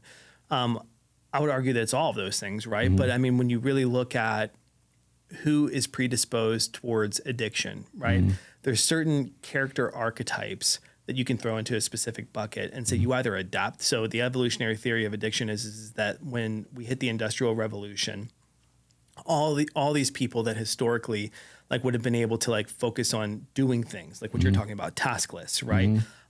They have higher environmental sensitivity, meaning that like if I hear a sound out there, my attention's diverted to that, even though I can totally be here. I can also think about this thing. Those people in the 90s were labeled ADHD and so on and so forth. And so like, when you think about those archetypes, it's like if you didn't have substances and you didn't have modern technology in the mix, those people would be super high performers, right? Because they wouldn't have those, they wouldn't have those things at their disposal. Right. So the theory is that if you take all those people, you put them on an island, right? There's a specific population, roughly 20% of any given population struggles with addiction. This is based off of self-report. The argument is that it's actually closer to 40%, right? Because 20% is also high-performing achievers. They just don't struggle with addiction. But the archetypes are the same, right? And so, a lot of contemporary treatment right now focuses on getting the 20 or the 15% into the 70%, right? You need to have the job, you need to do this, you need to do these things. And then what winds up happening is that those people, I call it 0 to 5 versus 6 to 10, like they get to a 5, right, in life, and then all of a sudden they're not happy, right? Or they're not achieving the wins as quickly as what they wanted to, or like, those success stories are fewer and further in between. So the goal is that you got to actually flip that on its head and teach people how to be exceptional, right? Not mediocre. And so here's how you live an exceptional life, right? And exceptional is your own definition of exceptional, whatever that is. Doesn't mean you have to have, $10 million in the bank account. It can be like your kids think you're a superhero. Well, like, are your kids going to think you're a superhero if you're lazy and you're sleeping and you're not paying attention to them? And so, our focus, a lot of what it is that we do is that we push people to try to be exceptional, right? It's like when people first are viewing themselves at their lowest of their low, their self-image, their self-confidence, all of those things are completely and totally just crap in terms of how they view themselves. They probably say, if you were to say the things to me that I said to myself at my lowest point, right, we'd fight, right? And so, but like I can speak to myself that way and that's okay. And so like we need to be able to build people's confidence through time. And you hitting that checklist, which you may or may not realize is that every time that you do that, there's a dopamine surge that happens because you're like, yeah, I did it. Then you look back on the course of work over time. Yeah, you may have only taken like 0.5 steps every single day, but over the course of the 75 days, look at how much it is that you've done. Right. And so same thing with me with what I was recently going through. It's like, okay, I have this this Achilles rupture, which I justified like, oh, I don't have to, I can bench press and do all this other stuff. But I wasn't doing cardio or doing anything to like work myself. And then because I was lifting so much, I was eating a bunch. It was like my discipline went out the window. Yeah, sure. I was working out daily, but everything else was kind of gone. Yeah. So I was like, I need to challenge myself in a different way. So I started doing jump rope, which a lot of people would, if anyone's listening, they'd be like, that's idiotic. You're going to hurt your Achilles even worse. But school of thought out there that you can actually re-stress it in a different way and then it'll actually start to repair itself and burst through the scar tissue. So that's what I did. And then again, every time I would do it, did it suck? Yes. Did I see noticeable changes in a week? No. Right. But over the course of like 3 or 4 months, slowly but surely, like that Achilles started to repair itself. The weight started to drop off. And then, this past week, it was warm enough out here where I started running. And then like now I'm, I went out in the last 4 days, ran 7 miles. So every day for the last 4 days. Wow. And it's like, before, whenever I was doing that, it was, I was pushing injuries and all this other stuff. And then now all of a sudden it's that much easier. And now after months, I see the benefit of all those small little micro decisions that I made over the course of time that made it that much easier. Right. And like, and that's the same thing that these guys are doing. It's like when they have an opportunity to elevate themselves or go have a conversation with a boss, I need more money, right? I'm not making enough money. I've been working here for so long. That's a stressful conversation. That's a difficult conversation. That's conflict resolution. That's learning how do I have a conversation with somebody where it may not work out in my favor and being okay with either outcome. They get to see how do I do those things? How do I have that resolution in real time early on?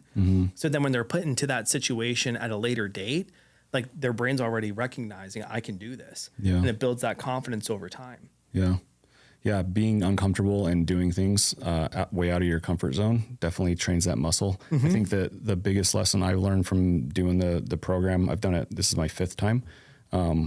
It's more of a mental transformation. It's not a physical thing, because 75 days, you might look a little bit better or whatever and get a little bit more healthy.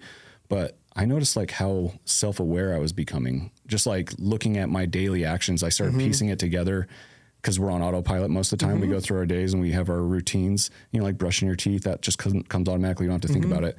But what it's doing is it's training me to think about these things and put them in the forefront of my mind. Like now I automatically know I got to go to the gym in the morning. Then I got to drink a gallon of water throughout the day. And it keeps reminding me, once I get off of it, I'm not. But yeah, just like it brings into focus, well, not only my self-awareness, the awareness of everyone around me too, and seeing what everyone's not doing, it's going to benefit them. And then the biggest thing is like how it translates into everything. That's why I think taking care of your physical health is so important. It's like it's like the pillar, right? You need to take care of your physical health, because then if you can have discipline with that, it's going to translate into making better business decisions, and then it's going to translate into making better relationship decisions. There's only one thing you have complete and total control over. Yeah. Like you can't control, you can't control somebody else's decision to or not to engage in services, right? You know, in your position, you can't control whether or not somebody likes you over another realtor, right? That's up to interpretation for anybody, right? But what you can control is your own personal discipline, right? And the easiest way to see discipline manifest itself is in your own physical body, right? And so if you can learn to master those things, then like you said, the mental transition all of a sudden happens, and then you have more confidence, right? And then the confidence in your ability to be able to go out and tackle those more difficult things, people are naturally attracted to that, right? And so like, is it going to, because you get your life in shape and you can run 7 miles straight, or because you can do 75 days hard, is that going to mean that you're going to yield more business deals? No. But the kind of people that you want to work with will be attracted to that, right? And then all of a sudden work doesn't feel as burdensome because you're not struggling to do it. Yeah, there'll be mental clarity and all these other things, but people are, like is attracted to like. It's not the same as magnets. And so like when somebody sees like, oh, Tim, I like the lifestyle that Tim is doing. I like the things that he's doing. That will attract a kind of person where work all of a sudden doesn't feel like work. Right. And like now you're, hanging out with people that are of a similar mindset or want to develop that similar mindset. Cause we either attracted to people who we think are like us or people that we want to be like.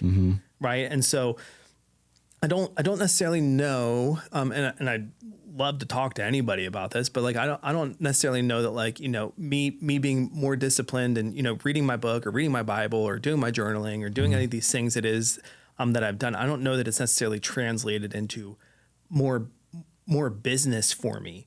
Right. Yeah. But what I do think that it's done is that it's yielded me to have more confidence. So then the opportunities that I have, I'm able to quickly see like, is this somebody that's worth me putting 10 hours into, to get it to a point where we can have a transactional relationship in terms of business, or is it not, right? Or are they just completely far off from where, are they not where they need to be right now? And how do I communicate that to somebody in a way that like, specifically for what I mean, in your space, it's like, you don't want to buy a house from me. There's 10 million people that can buy a house from me. Yeah. And my thing, it's like, oh, you don't want to get sober the way that I'm describing getting sober. This may be the last time I ever talk to you. At least let me tell you why it's important. And then my only goal with some of the stuff that I do that's maybe a little bit different is that I want to make sure that everything I say has value at some point in time. Because I may never talk to this person again, and they may not live till tomorrow. Because like when you're talking to people, I mean, it's one bad decision and they're no longer here. And so just because somebody necessarily doesn't have a similar mindset to what it is that I have, or, they're not attracted to the kind of lifestyle it is that I'm talking about leading, doesn't mean I can't provide value to them. But like, I have seen, in my particular space that like for me, when I'm doing the right things, people are attracted to that. Yes. Right. If I'm living in conflict, and by conflict, I mean, like, if I'm not being congruent with what I think, if this is what I know to be true for people to get sober and get healthy, and I'm living in direct contrast to that, right? Specifically with people who are struggling with addicts or family members of addicts, it's like they can sift out BS pretty easily. And so it's like, they may not be able to put their finger on it and be like, oh, you didn't run today. Right. But they can pick up on the fact that like, you're not living in congruence with what it is that you're communicating is important. Yeah. And like, and that's for me, whenever I was going through early sobriety, I was instantly looking for ways that I could disqualify you. Right. And so like, if you told me that it's important to make my bed every day, and then you take me over to your house and your house is a mess, right? It's like, I'm like, everything else you say from this point forward, I'm not listening to. Yeah. I think that speaks to like being a parent. And that's part of what helped me get out of my addiction is, I had a moment where I was like deep into it and I was starting to feel a little bit of depression from it. Just I think it was the fact that I felt like I had to take this pill in order to enjoy the rest of my night with my family, which is ridiculous. But one night I was sitting at the kitchen table and my daughter was like, "Dad, are you depressed?" And I was like, no, but I lied, obviously. But that moment hit me so hard because my 16-year-old daughter is looking at me like, "Are you depressed?" And I started like, the 6-year-old even knows that word. Yeah. It hit me hard. And then, I don't know, I was, that's when I started getting into the 75 hard program and trying to turn my life around a little bit and figure this all out. But I don't know, being a good example is a big thing. That's the thing that got me out of addiction, I think, is like having these children that I have to be accountable for. It's kind of like what you're saying with you want to be, if you're going to teach someone something, you want to embody it, right?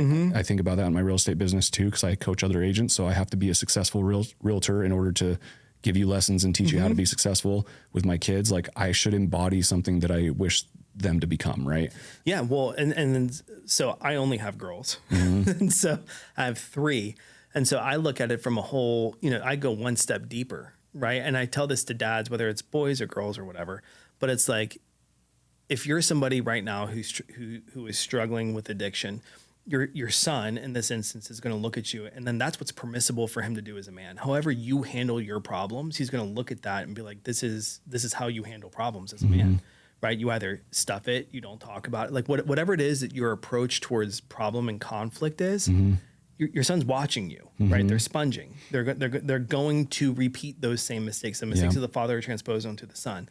And so like, the easiest thing that a dad can do, in my opinion, whether it's, son or a daughter, is that like, you can show them that like, yeah, we screw up. We make mistakes. We make bad decisions, but here's how we handle it, right? This is the way that we move forward through that conflict. This is the way that we solve this problem. And then they'll be able to look at that. And then again, God forbid, but in 20 years, you're dealing with the problem because your son now is struggling with the same issues that you once struggled with.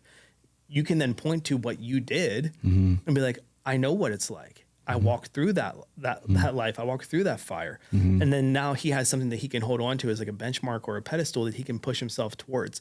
On the other side, for girls, anything that we do as men, that becomes a line of permissibility for them, for their partners. Who they're going to marry, yeah. Yeah. So like, and I don't necessarily, know if they're going to like marry somebody that's exactly like me. Right. But the way I treat their mom, right. Like that's going to be what they think is permissible in a relationship. So like if I'm speaking with vile, or I'm, or I'm not being, kind, or, I'm not supporting her with whatever it is that she's going through, that's what they're going to expect out of a relationship in terms of lines of permissibility. Right. And so for me, when I found out I was going to be a dad, the biggest thing this is a whole other topic, but the thing that I think that men convince themselves that they're like ready for parenthood the whole 9 months going into it, because we're like building cribs and we're like setting up stuff. It's like, oh yeah, we're preparing for the kid. We're ready. Yeah. And then, a woman has the opportunity to mentally prepare for they're literally growing something. Like they're mentally going through it, right? For 9 months. they are way more prepared for the reality that like my life has changed, right? Than what we are, because we're on the outskirts, right? And like, yeah, we talk to the belly, we build the crib, we paint the walls, but for me, it didn't hit until I was literally, we're out of the hospital, the kid's in the back seat, and the first cry whenever I didn't have a nurse coming into the room and being like, "Is everything okay?" And it's literally just, we're driving back home, and I'm like, I'm not prepared, right? If I were to die tomorrow, I don't have any way to like provide for this family, right? Like, I mean, yeah, sure, I can go. I didn't have a life insurance policy. Like, I didn't think about any of those things, right? Until I was in that exact moment. And, and none of us are guaranteed tomorrow. And I'm like, I am nowhere near prepared for what I need to be ready for as a father, as a provider, as any of these things. And so, you asked like, what was like the moment? And I told you like, really not until I hit like 2.5, 3 years. Well, that's when my kid was born. Right. And so from that moment forward, it was like, why would I be anything less than the best version of myself that I could possibly be? Yeah. For my family. Yes, for me, but for them. Right. And that was when I was like, I can do this. Right. And then not only can I have to. Yeah. Right. There's no option. And I guess, yeah, technically we have options to not be, good parents, but. How old were you when you had your first kid? 27. Okay.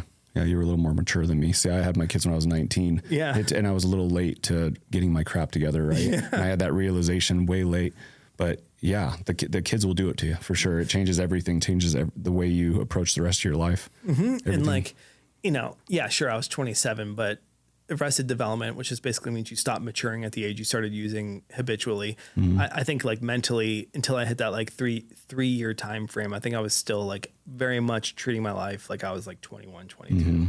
And like in convincing myself that it was normal because I'm like looking at the people around me, right? And social media and everything else convinces that, just the wave of where everything is at right now is that it's not focused on family dynamic, right? And so for me, as at the time a relatively new Christian, it was like I was learning what it meant to be a man and to be, a leader of a household and to be a father and what it meant to truly love, right? And like when I was a kid, because my parents were so successful, I always related like just time, right, to love. Like I got things I needed and things I wanted, and rarely did I hear no, right?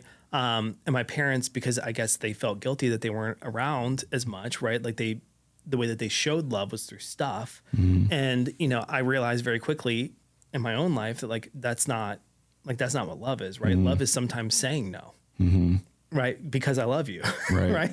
Yeah. And so, again, like getting to a place in my life where, if I said no, especially for my kids now, they're about to be 7, 4, in 5 months. I'm nowhere near at the stage that you're at, right? But again, I'm anticipating that it's going to hit at that point. It's very difficult, and that's the part that kicked me into gear too, is because like when they're kids, when they're really small kids, they are watching everything you do for sure, but you're not having. I think you are having an impact on in your example, but it becomes a much bigger impact, in my opinion, when they hit like 12 and they're really more conscious and aware of what your parents are doing. And I can relate my addictive personality, my addiction problems back to my dad and my parents, right? And I'm not sitting here saying that I blame them, but it just shows the power of example. Like my parents both smoke cigarettes normally, drink alcohol. My dad smoked weed. My dad is the one who got me into painkillers because he would just hand them over to me, and it became such an easy thing. And I looked up to my dad because he is this very successful restaurant owner and broker, and he was going through life just fine with dealing with his addictions and everything. So I thought, oh, I'm fine. I can do it too. So I did that and fell into that trap for a while, but it led me down the wrong way. But it just shows the power of example. And then on the flip side of that, when I quit doing drugs and doing all these things, and I started doing the 75 hard and becoming disciplined and taking care of my body and my mind and all these things, my son started copying me. He's 14 years old. And next thing you know, he's going to the gym with me. And I mean, he's probably the most disciplined 17-year-old you'll ever see. Yeah. Goes to the gym every day, takes care of his health, has a job, all these things. And my daughter started doing it too. She started seeing it. Not that I was telling him what to do. Yeah. Just seeing by example. And then, and then I think about like financially and business wise, like what kind of example do I want to leave on my kids? I want them to look up to me in that way because I want them to achieve success in their life and happiness. And not that money is happiness, but I want to embody someone who is a great husband and wants to be married to the same person for the rest of their life, is like devoted to one person and treats them right, a good dad, a good business owner, someone who's very ambitious and wants to succeed at a high level, and also someone who wants to take care of their body and their health and cares about those things. So yeah, the power of example is huge. Well, it's the thing that's interesting about all of it. You said that your kids are in their teen years. It's like my kids know, okay, well, dad's going for a run. Dad, you going for a run? And I was like, yeah, I'm going to go run. Dad, you're going to go do jump rope? Yeah, I'm going to jump rope. Dad, you're doing the 200 push-ups in the morning? Yeah, I'm doing the 200 push-ups. And we make it fun, right? And so like they're 7 and 5, but they can do push-ups at 7 and 5, right? And and I had not that I would say that like they have to, they want to. You're planting those seeds though. Yeah, that is what you're doing. Yeah, and then it's like, when we sit down to eat, it's like we eat extremely plain throughout the week, and then when the weekend hits, it's like we go and go get sushi, and like my kids like think that it's the greatest thing in the world to go get sushi, and it's like they treat it as this is what we earned as a result of like being disciplined throughout this time. And then it's the same thing, you would mention finances and things along those lines. It's like teaching them the value of like delayed gratification, because that's all that life really is, right? Is it's like you can either have it now or you can like hold off, and then you can hold on to it, and then you can have delayed gratification at a later date. It's like, yeah, this cheeseburger would be freaking amazing right now, right? But would I enjoy that cheeseburger more if I like worked out harder and I ate clean, and then I wouldn't feel bad about it and I wouldn't feel guilty about it? It's like, yeah, so like the delayed gratification piece is huge. And so like my kids, for whatever reason, my daughter is like obsessed right now with the idea of like stockpiling money. Right. And so, she's like, Dad, can I earn $1 doing this? Can I earn $1 doing that? And it's like, yeah, sure, of course. And so we got her a piggy bank and all this other stuff. And so she's been working through all of that. And I was like, now look, here's 2 things that we can do with this piggy bank. We can take it because it's full now. It's like, we can take it and you can go buy a toy. And she's like, oh yeah, that'd be awesome. I want to get a toy, Dad. I was like, okay. I was like, or you can put it in the bank. And then whenever you want to buy a car, right, rather than having to come ask me for permission or help, like you can do it yourself. Right. And then she's like, well, I already have a car. Like a little Jeep thing. But like, it's setting those little tiny seeds. And is every day going to be a win? No. Like, but at the same rate, she's starting to learn these concepts super early on. So then by the time she is a 17-year-old, right? Like my goal for my kids, and this is probably way too ambitious, is that like, I don't ever want them to have to work, a job where they're surrounded by, the kind of people that I work with daily. Again, they're girls, right?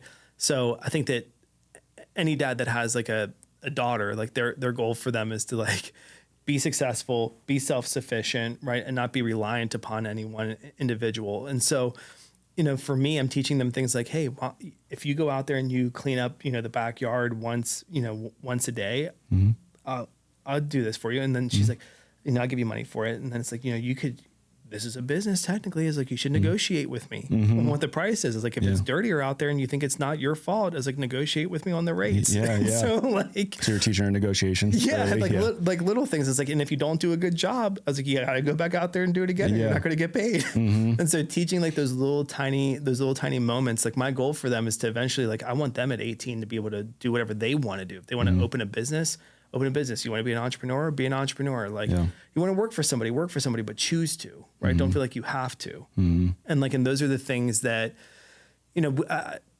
people that have 7-year-olds would be like, yeah, you shouldn't be thinking like that. They should be enjoying life and drawing. And my kids do all that stuff. Right. But there's small moments where it's like, if we fail to prepare them, then, we failed. Yeah. And it's like, and again, I don't know if I'll be here whenever they're 17. Right. And I want them to walk away, whether I pass away tomorrow on the way home, right? They're like, yeah, like my dad tried, right? They're proud of who you were. Yeah. Yeah. And it's like, he taught me things that like stick with me. Like one of our sayings that my dad taught them is like, life's a party when you listen. So it's like, if you're not listening, life's not a party. Yeah. I think that's another thing that's key about addiction is, just like being proud of yourself and doing these tasks that make you happy. And part of the structure that you're implementing with these people that are recovering is, I mean, having a self-worth and being proud of the decisions you make has such an impact on your overall happiness.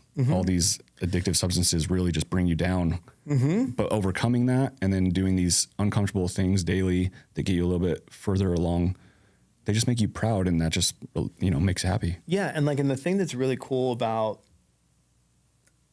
how Hope Guides started, right, is that originally I remember my own mother. So again, I briefly touched on the fact like my sister and I used together. So for whatever reason, I got it right on the second attempt, first real attempt, right? My sister spent 8 years trying to get a year clean. And so she failed through programs, manipulated. And for every bit of intelligence that I have, like she's probably like 2 times smarter than I am. Oh, really? Which is very dangerous. Yeah. And so, so she's like high level manipulation. And if she uses that for good, then all of a sudden, it's persuasion. But she's a really interesting character. And I remember my mom and my dad, and we come from a good background, just venting to me about how much money it is that they wasted and all this other stuff. And I was like, man, there has to be a better way to do this. And so we really created the Hope Guide structure for people like my parents, right? And it's like, how do you support somebody without enabling them, right? And how do you invite them to participate in the process? Because at the end of the day, if my parents are the ones who are choosing the program, then the win isn't my sister's win. Yeah. Right? It's their win because they chose the program, right? If they help her get a job and then she secures the job, it's not her win. Right. It's their win because they gave her the connection. Yeah. And so, some people might think that this is messed up, but like when my kids fall, right, it's like I can either A, go pick them up and comfort them, right? Or B, and again, depending on the severity, or B, teach them that they can stand up on their own, right? And that like, you're going to be okay. Like you can get up, you're going to be fine, and then go comfort them after they pick themselves up. And so like for us, the way that the Hope Guide structure originally started off was like, give people options, right? And so if we're relating it to diet, it's like, you got to eat protein, right? So we know that if we're looking at a treatment spectrum, it's like these steps are necessary, but how you go about and how you use those steps, that's up to you. And so protein's on the menu, right? But chicken, beef, or steak, right? So, chicken, steak, or fish, right? Like you can choose whichever ones it is that you want to do. Right. And then all of a sudden the power of that choice, now it's that person's win. And so again, like we started Hope Guides, and like my mom still, that's why they tell doctors not to perform on your own kids, right? So like I could tell my mom anything, but I'm still her kid telling her, this is how you need to parent your daughter. Right. So like it's always doesn't register the same way. Yeah, it's always missing translation. Right. I was finally like, look, if you're not going to listen to me, talk to Mario. Right. And so she wound up getting on with Mario and working alongside of Mario. My sister's 2.5 years clean, runs a program now, going into nursing. Like it's completely and totally, and from her vantage point, right, she made the decisions, right? It was her process. Was it perfect? Heck no, right? She still got kicked out of programs and did all kinds of stuff, but she was always moving forward, right? And then on my mom's side of the equation, sitting up late at night and expecting the phone calls and cleaning up the chaos. And every time that my sister would fall off the bike, going and cleaning up and being the person that would like respond to that crisis, she all of a sudden she wasn't doing it anymore, right? So there was somebody else that was in there to help alleviate that and teach my sister that she could do, like, you can do this, right? Yes, it sucks. Yes, it's a mistake, right? But how do we pick back up and get back onto the right path? When people ask me to describe what Hope Guides really does, it's like I like to describe it like Google Maps, right, or Waze. At the end of the day, I'm not in control of the car, right? Like you have control of the wheel. Yep. But you tell me where you want to go, right? And then if you make a left-hand turn where I'm telling you to go right, ultimately you can go left, right? I'm going to be super annoying and reroute and be like, you should have gone right, go right up here, go right up here. Ultimately, you're still in control of the vehicle, and I'm still along for the ride regardless until you turn me off. Right. Right. And so like, I'm committing to the process of helping you, like myself and my team, we're committing to the process of helping you get where you claim you want to go, right? They're not my goals. Like these are your goals. Right. Right. And then, I can't tell you the number of people that I talk to where they're like, I don't know if I want to be sober for the rest of my life. It's like, that's fine. That's how I started. Right. Right. It's like, hopefully over time you will learn that life is a heck of a lot easier and you're in a lot more control whenever like you are in control. Right. It's not controlling you. Yeah. Yeah. Like when you reach that point, it's like, it'll either, I always tell people it's very simple analysis. Is it taking you closer to or further away from your goals? right? And if the answer is further away, is it really benefiting you? Mm-hmm. Right? And it's back to the cheeseburger. It's like, is it going to get me closer to my goals? Right? Is it really worth it? Yeah. Right? In this amount of time, or should I do delayed gratification and get maybe 5 steps closer to my goal and then eat the cheeseburger and go a half step back? Mm-hmm. Yeah. What would you say? So like I talked about my brother for a minute. My brother is one of the toughest cases of addiction that I've ever seen in my life. Addicted since he was a kid, was born. His mom did meth and heroin while he was in the womb. So he came out a drug baby essentially. Yeah. So I think he's wired wrong. I think he's got stuff wrong with him from the drugs and stuff. But he's always struggled. I think he went to juvie at 17. He's been in and out of prison. He's in prison right now. Suicidal stuff, meth, all the stuff, fentanyl. He gets out of jail for, the first time he got out of jail for maybe a month, ended back in. Second time, maybe 3 months. And then last time it was maybe 6 to 8 months, can't hold a job. Just can't kick it. He'll go maybe a month without doing it. What? It's like an impossible question for sure. Well, it is and it isn't. Because he has not kicked it. I've tried the example thing. I've tried the structure thing. Because I was doing 75 hard one time when he was out, and I had him do the exercises with me. But for whatever reason, when I take my eye off of him, he ends up back into his old ways. Is he younger or older brother? Younger. He's adopted, and he's So I can already answer it for you right now. You're my mom in this equation. Enabling him? No. Or no. It's the easiest way to think about it is like this: is that like, yes, you can lead by example, but he's never going to hear it from you. Right. Your older brother. Right. So no matter what, he's either aspiring to be, right, or being like, I can never be like you. Right. So what's the point in even trying? Right.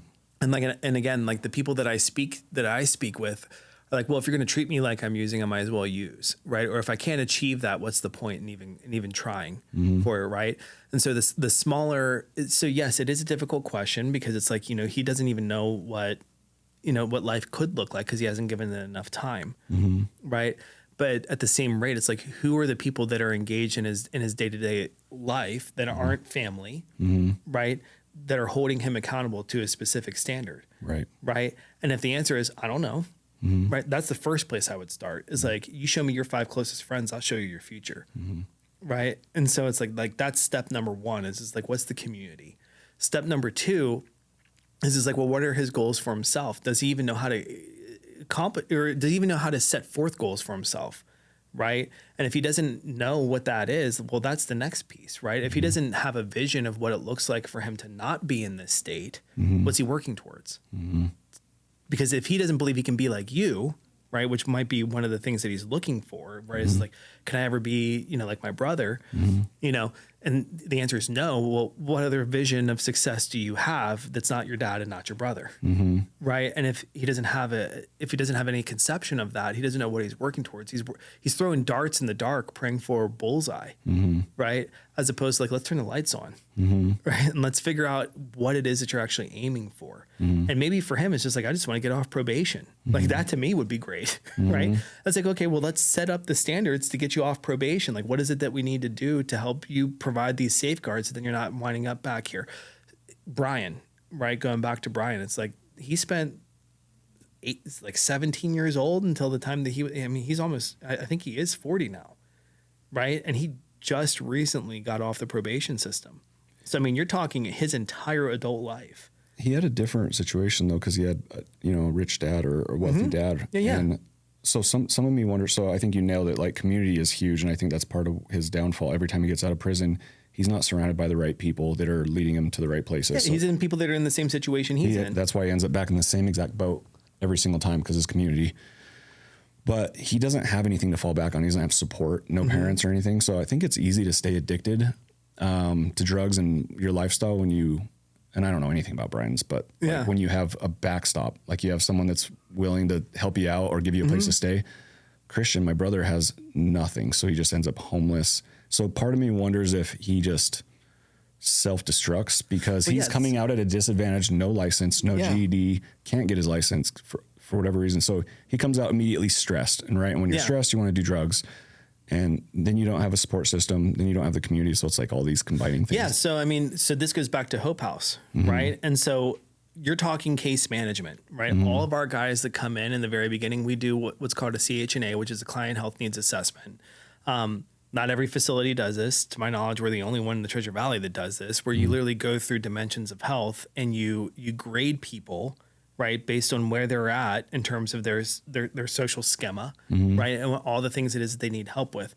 So if he was coming into my housing, the very first thing that would be established is, well, you need a job, right? So do you know how to build a resume, right? And he's like, well, yeah, I think so. And then we see what he does, and then we help him, right? So he does it first, then he gets guidance and help in order to be able to like do it better.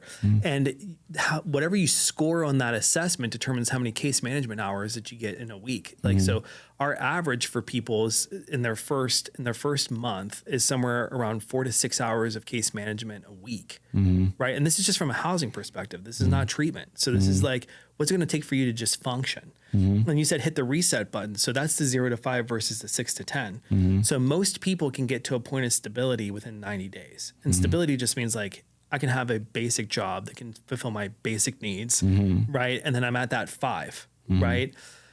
Again, if he doesn't have a vision for what 10 is, right? All of a sudden those wins become fewer and further in between. Even the program, if he does like, you know, AA or any 12-step based program, it's designed like this, right? So you get a chip every month all the way up until you hit like basically like, you know, it's every 30 days, you know, it's 30, 60, 90, and then it becomes 6 months. So those chips become fewer and further in between too. You don't get another chip until you hit a year, right? And so all of a sudden, all these wins, all these things that were making you feel good about yourself become fewer and further in between when you hit that like 6 month, that 3 to 6 month time frame.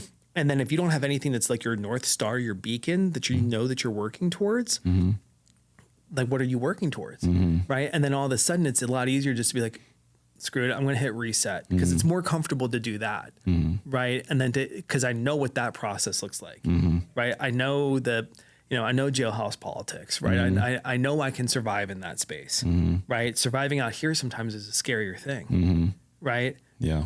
Like for us, we think like, oh man, going to jail, that sounds so terrible. I would never want to go there. For some people, it's like that's more comfortable. I think that's a big thing for him is, yeah, it is more comfortable because when he gets out, he struggles. He struggles to keep a job. He struggles with the pressure of having to pay for rent and pay for food and pay for gas and get a driver's license. Just the basic tasks that we all have to do as adults. He can't get them done. Yeah. For whatever reason, it's so weird. But part of me, and I hate to say this, but like some part of me thinks that like mentally there might be something like, there's probably a point in which someone maybe can't do it, right? Like whatever mental illness they have. Whether it's schizophrenia or it's like bipolar, there's all these things. I've literally talked to people. So I mean, like again, I'm an optimist. Yeah. Right. My wife would tell you I have chronic optimism. Yeah. Right. Which means that like I believe if you just put the right directed focus towards the right specific energies or towards the right specific tasks, you can accomplish anything you want to accomplish. Now, you know, if you were to talk to my parents, they'd be like, well, you've only ever tried things that you knew that you could be successful at. Not true, because I went to that one program that I know I didn't want to. Yeah. But I mean, it's arguable. Yeah. I've worked with people that were literally talking to trash cans and lampposts, and they're now directing air traffic. Wow. Right. And like, and I've worked with people that were 20 some years homeless, and like, you know, yes, there's institutionalized, and then there's homelessness, right? And like, and when someone's comfortable being homeless, that's a whole nother ballgame, right? Because like you've taken one of the lowest rungs of society and you've made it comfortable, right? So working through those dynamics is, in my opinion, extremely difficult. And yes, you have to prioritize the mental health and get the proper assessments. But if he's not lasting, you know, long enough to even get to a place where he can get those assessments, right? Then like you're never really targeting, again, right directed focus towards the right targets. You're not putting the focus on the right area. If his focus in the very first, 6 to 8 weeks is like, I need to get a job and I need to do this and I need to do that. It's like, no, the focus needs to be, we need to get you stabilized. And what is true stabilization for somebody that's in your circumstances? Well, it's like, one, we need to know what we're working against, right? And if we don't have answers to that, and again, like nothing against the jail systems out here, but like, they're not going to be running comprehensive psych evals, right? And like, unless he's committed a crime that's mandated that, he hasn't received one, right? And so that would be my very first step in working alongside of somebody that was working, that was in your brother's situations. Like, let's get you a proper evaluation. Let's monitor this over time while simultaneously doing this other stuff, because we can tweak this thing as we go. Right. And any half-wit psychiatrist isn't going to be like, let's just load you up on a bunch of medications, because you might have schizophrenia or schizoaffective disorder, especially if he's using methamphetamine or smoking weed. It's like there's all kinds of things that look like one thing, but in reality it's something else, and you're not going to know until you have enough time underneath of your belt. And so like I don't think anybody's beyond redemption, in my personal opinion. I just think it's about getting the right people. Again, I think community is huge. I think it's getting the right people in your corner, because at the end of the day, he's trying to navigate a desert. He's never navigated before, right? And even though you're his brother, he'd be like, yeah, I don't want to do it your way. Yeah, no, I mean, he would. He needs community is the main thing. He needs to get on the right medicine, because he does have some mental illness. He's got bipolar. They've said he's got gray matter in his brain. There's something off from when he was born. He's been this way. But the community part's hard, because when you deal with an addictive family member, they become dangerous, especially meth and heroin and fentanyl. And you have kids. And I have kids. And so we've reached a point now where it's like, you cannot come to my house. Yeah, unless you're sober. Unless you're sober, which he can't ever do that, because he's always, he's always high. And so now he's ostracized from the family. We still support him sometimes, you know what I mean? Like, I'll talk to him on the phone. I still put money on his books to help him out in jail. But yeah, he's at a really big disadvantage. It sounds like what he needs is hope. He needs your system. He needs someone that's going to like really focus on him individually and get him on the right track, and be surrounded with people that also, because it's funny, because I'm an optimist too. And I've always been like, yeah, you got this. Like, you're going to do this.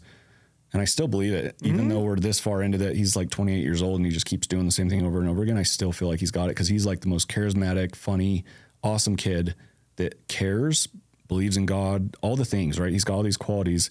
For whatever reason, he just always falls back into that loop of drugs, and then it gets way out of control. He's the type of person, you cannot smoke weed, you cannot drink. You can't do any substances, because it's one thing leads to another, and it's too boring to drink or just smoke. Now I got to do heroin. So. Well, no, it's interesting. It's like from my perspective, it's like so my wife is not somebody who struggles with substances. She would probably say like, yeah, she has some tendencies and stuff like that. But like, I remember whenever we were, again, first dating and everything, I had a couple of instances, and, she was like, do you think that you'll ever drink again? And I remember at the time, again, you don't know what the right thing to say when you're dating somebody is. Right. And most people who are in recovery, when they do start dating, especially if they're dating people that are not in recovery, you have this weird chip on your shoulder where you're like, am I being judged because I don't? And like, this is like part of normal dating, is just like going out for drinks and doing whatever.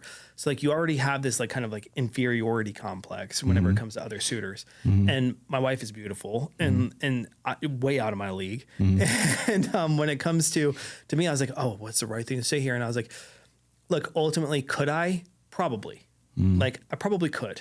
But again, it's like playing Russian roulette with a loaded gun, right? And there may only be one bullet in the gun, but the thing is, I have no clue how many bullets are in the gun. So like, maybe I could, and I think I could, but is it really worth it to risk everything it is that I've built at this juncture in my life to maybe be right? Or is it safer to know that I'm okay now? Right. And like, and again, getting to that point of mental clarity, this is the thing that I would tell your brother if I was ever talking to him, is like, it takes time to get to that place, to get to that level of confidence. And it's like my first job in sobriety, even though I had a college degree, even though I had all this stuff going for me, I had two distinct opportunities. One, I could go and manage this jewelry store, and like, and there was a good amount of money. And again, I only needed 6 months before I'd like reach this whatever nonsensical timeline that I had in my head before I was going to go back. Or my friends who were like working at this pizza place that I went through treatment with were like, work at this pizza place with me. And I was like, okay, sure, whatever, I'll apply. And I like literally went in a t-shirt and board shorts, like showed up on a bicycle, like for the interview. Like that's how little I cared about. Yeah. And the guy, I turned in my resume, and the guy was like, he's like, you want to make pizzas? And I was like, well, my friends work here. And so like, he was like, okay. He's like, well, you can start. And so I remember sitting down and talking to my mentor at the time, and I was like, I can do this or I can do this. He's like, well, which one do you want to do? And I was like, I mean, I want the money, right? I'm about to have to go back to school and blah, blah, blah, everything else. And he was like, well, what about whenever you get stressed? Who are you going to be able to talk to? And I was like, well, I don't know. He's like, how do you know that these people don't go out for drinks after work? He's like, are you going to be able to be a part of that dynamic and not do that? I was like, I don't know. And then he was like, well, they call it get well jobs. And at the time I didn't like the idea of all of that, but like working inside of that pizza place, coming home smelling like pepperoni and cheese. And I only had to do it for 2 or 3 months. Right. But like doing that and when I did get stressed, because I get stressed over having like 60 tickets, and anyone that's worked in a kitchen will tell you it's like, it can get stressful in there. That was like some of the best learning experiences that I had. And I was going through it with friends that understood what I was struggling with right at the time. And we would be able to like talk about work afterwards and, decompress from all of that. If I was, helping your brother in this circumstance, it's like, it's temporary, right? Like these discomforts that you're going through right now. And again, that's where the gym and stuff like that comes into play. It's like, yeah, it sucks. Like there's going to be a million hard things that are going to happen to you in life. And you know this, but me talking to him, I'd be like, and you know this, like you've experienced your fair share of hard things. Right. But like, this is where the rubber hits the road. And this is where you're able to really learn how to successfully navigate through life. Because if you can do this, then the next time a situation pops up like that, you're that much more prepared. It's the stress capacity. Right. And it's the overwhelm for him. And again, not knowing where I'm going. So then whenever everything becomes so overwhelming and I feel like I'm drowning, the easiest thing to do is hit the reset button. Right. And he's part of that age where we're all part of video game culture. Right. And so it's like, if it levels too hard, I just reset. Right. And I'll try it again later. Right. And the only thing that stinks about us and all of this is that like there's a grand design in it, and no matter what happens, like if you're a Christian, you have two distinct ways that you can approach things. You can either be the Pharaoh, right, which is like you keep turning your back towards your greatness and what God has designed for you, and then eventually your heart hardens, right?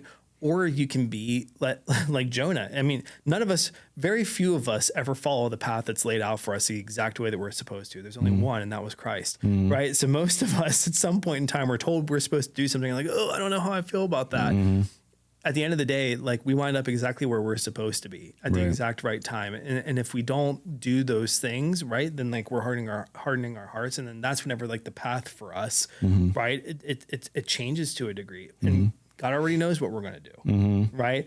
But he doesn't make us in my opinion, I don't think he makes people for us to suffer. We're made to go through challenges to learn that we can't do it on our own. Right. And that's like the biggest thing is that, even if you're trying to help him do specific things, is that like, there's still a degree where it's like, I'm not deserving of this help. Right. It's like, it's this weird dynamic that people who struggle with substances have in their head where it's like, they beat themselves up.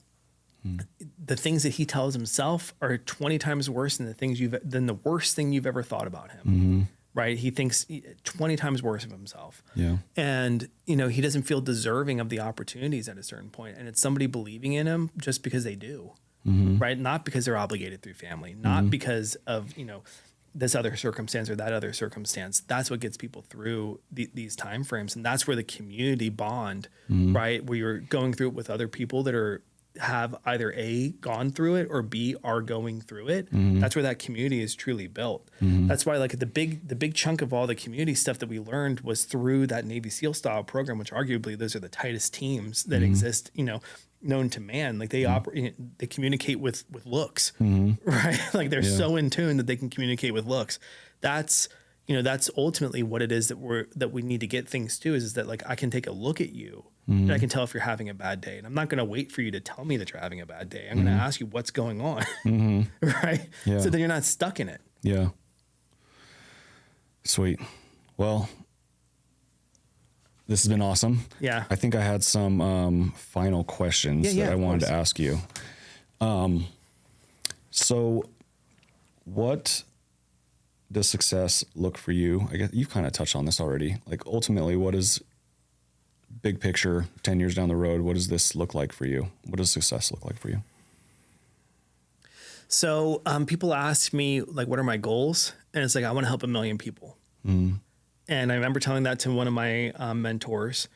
And he was a guy that like started a trucking company and he's done all kinds of awesome stuff. But like, he was like, well, that's going to be hard. He's like doing what you're doing, helping 1 million people. I was like, it's actually not as hard as you think. Again, systems, right? It's like, if I can help 100 people who can also help, 1,000 people, right? Who then go out and help another 100 people, right? Then like all of a sudden that number becomes way smaller, right? And so my goal is to like help inspire people to understand the principles that have gotten me to where I am, that have allowed me to have a beautiful wife who cares about me, who supports me, who believes I can do anything, have the children who think that I'm Superman, regardless of whether or not it's true, have people that, say that I was instrumental in their sobriety process.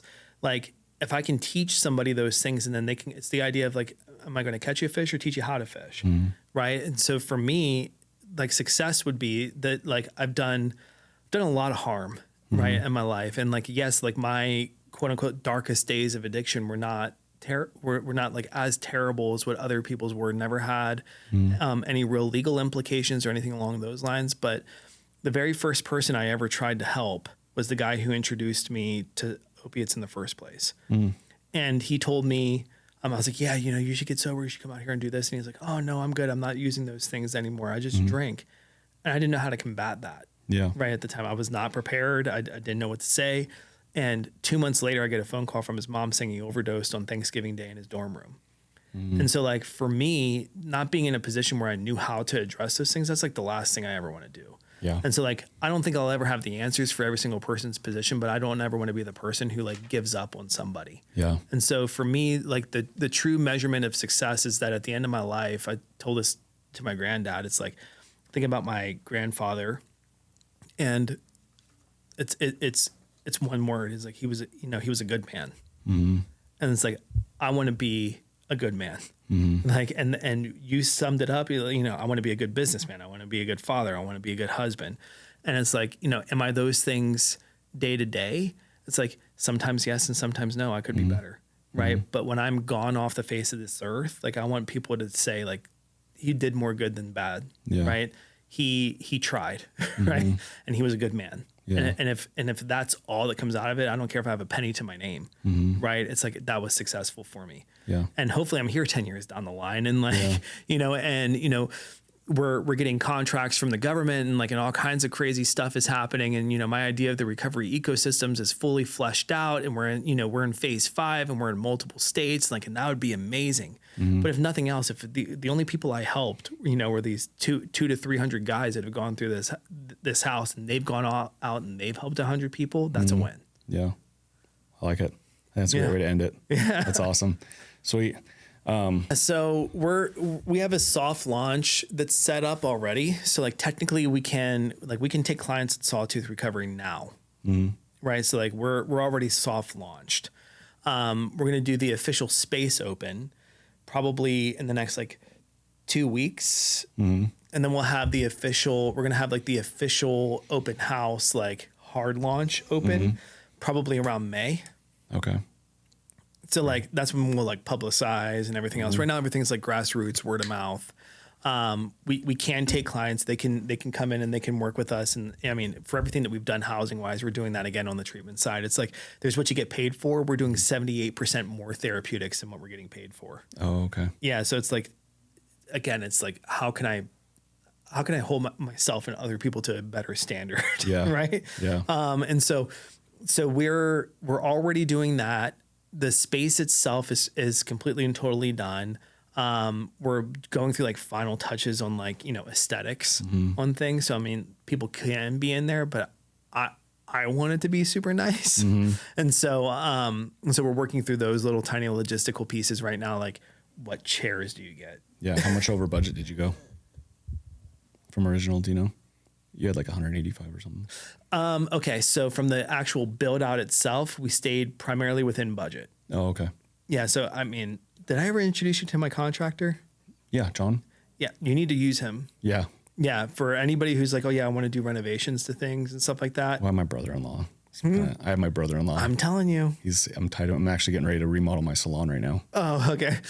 Well, not necessarily for you, but if he ever has too much work. I've actually called him on a job for one of my clients that they didn't end up buying the house though. But yeah, I have his number. Yeah, he is phenomenal. And I was like, this is your budget. I was like, you cannot go over this budget. Like, this is it. Yeah. Like, you need to figure it out. He's like, I got you, Jake. And then, like, small things that we couldn't foresee, like the sidewalk handrail thing. It's like that was $7,500, but it was like, look, this is part of the shell. Like, this had nothing to do with us. You guys created it. Yeah. And then it was like, well, but if you hadn't taken both spots, you wouldn't need it. Yeah. And so I was like, all right, fine, let's split it. And so how's it been working with Taylor? I think that he's pleasantly surprised at how easy it's been. Oh, good. Yeah, because like I think that originally him and his dad kind of came into it like they were a little bit hesitant. Yeah. Yeah, but I mean, I think all they care about is the fact that like, hey, it's the first, and oh look, they've already paid their bills. So like, I don't think they care about that at all. For us, it kind of sucks because like you can't utilize the space, right? And we've been stuck trying to get this C of O for months, but like. I finally have all that set up. Like we've met, I've talked to most of the people that live in that surrounding area, which, was also like a concern of mine. And so, they've come up and been like, what's going on here? And I'm like, it's a treatment center. And they're like, and I look at their faces like, and exactly what you're worried about. Let me address that right now. They're like, okay. I was like, when you think of a drug addict, who do you think of? And then they're like, started, describing it to me. I was like, would you think me? And he goes, well, no. I was like, well, just look at what we're doing. And they're like, yeah. I was like, and then I want you to ask yourself, what kind of drug addict do you think would be, inclined to participate in this? Right. Is it the kind of guy you're worried about? And they're like, no. Yeah. And I was like, you're going to be fine. I promise. Like, good. Yeah. The kind of person that's attracted to this style of treatment is not going to be the person you're concerned with. Yeah. Like, even if, they don't look like it on the outside, internally, they want to better themselves. Yeah. That's cool. Where are you at with, so you said you're going to buy a couple more sober houses at some point? Yeah, well, so that's like the big question mark as of right now is that I'm always looking, as you know. Yeah. But the biggest thing for me is that I need to figure out what's going to happen with this job with the other spot that I'm working with right now. And so like if they get a stick up their butt and they're like, oh, I don't like the fact that you're doing this. And then I wind up losing that. It's like, I need to figure out one, the way that we're looking at it as of right now is that it's tax season, which sucks. So like, I got to take care of that. And then as soon as that's done, then it's like, okay, what's the projected timeline where like I would still quote unquote have like a W-2 income, right? Where I can leverage that.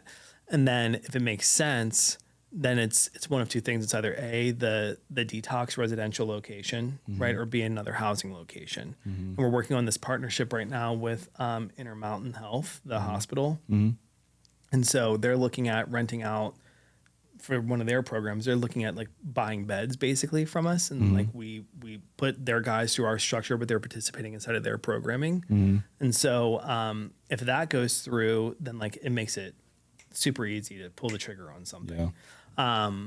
So I would say that we have to make a decision on state, because I told you a little bit about that too. So it's like this guy that I have inside of this one area, he's either going to perform or he's not. So if he's not, then like I don't have to worry about that state anymore for a little while. Then I'm either going to pull the trigger here, right, and go for another housing structure here, or we're just going to pull everything together and be like, let's just go detox residential. So I've got to make that call in like the next 6 months. Gotcha. Okay. Yeah, which is stressful for my wife. Is it?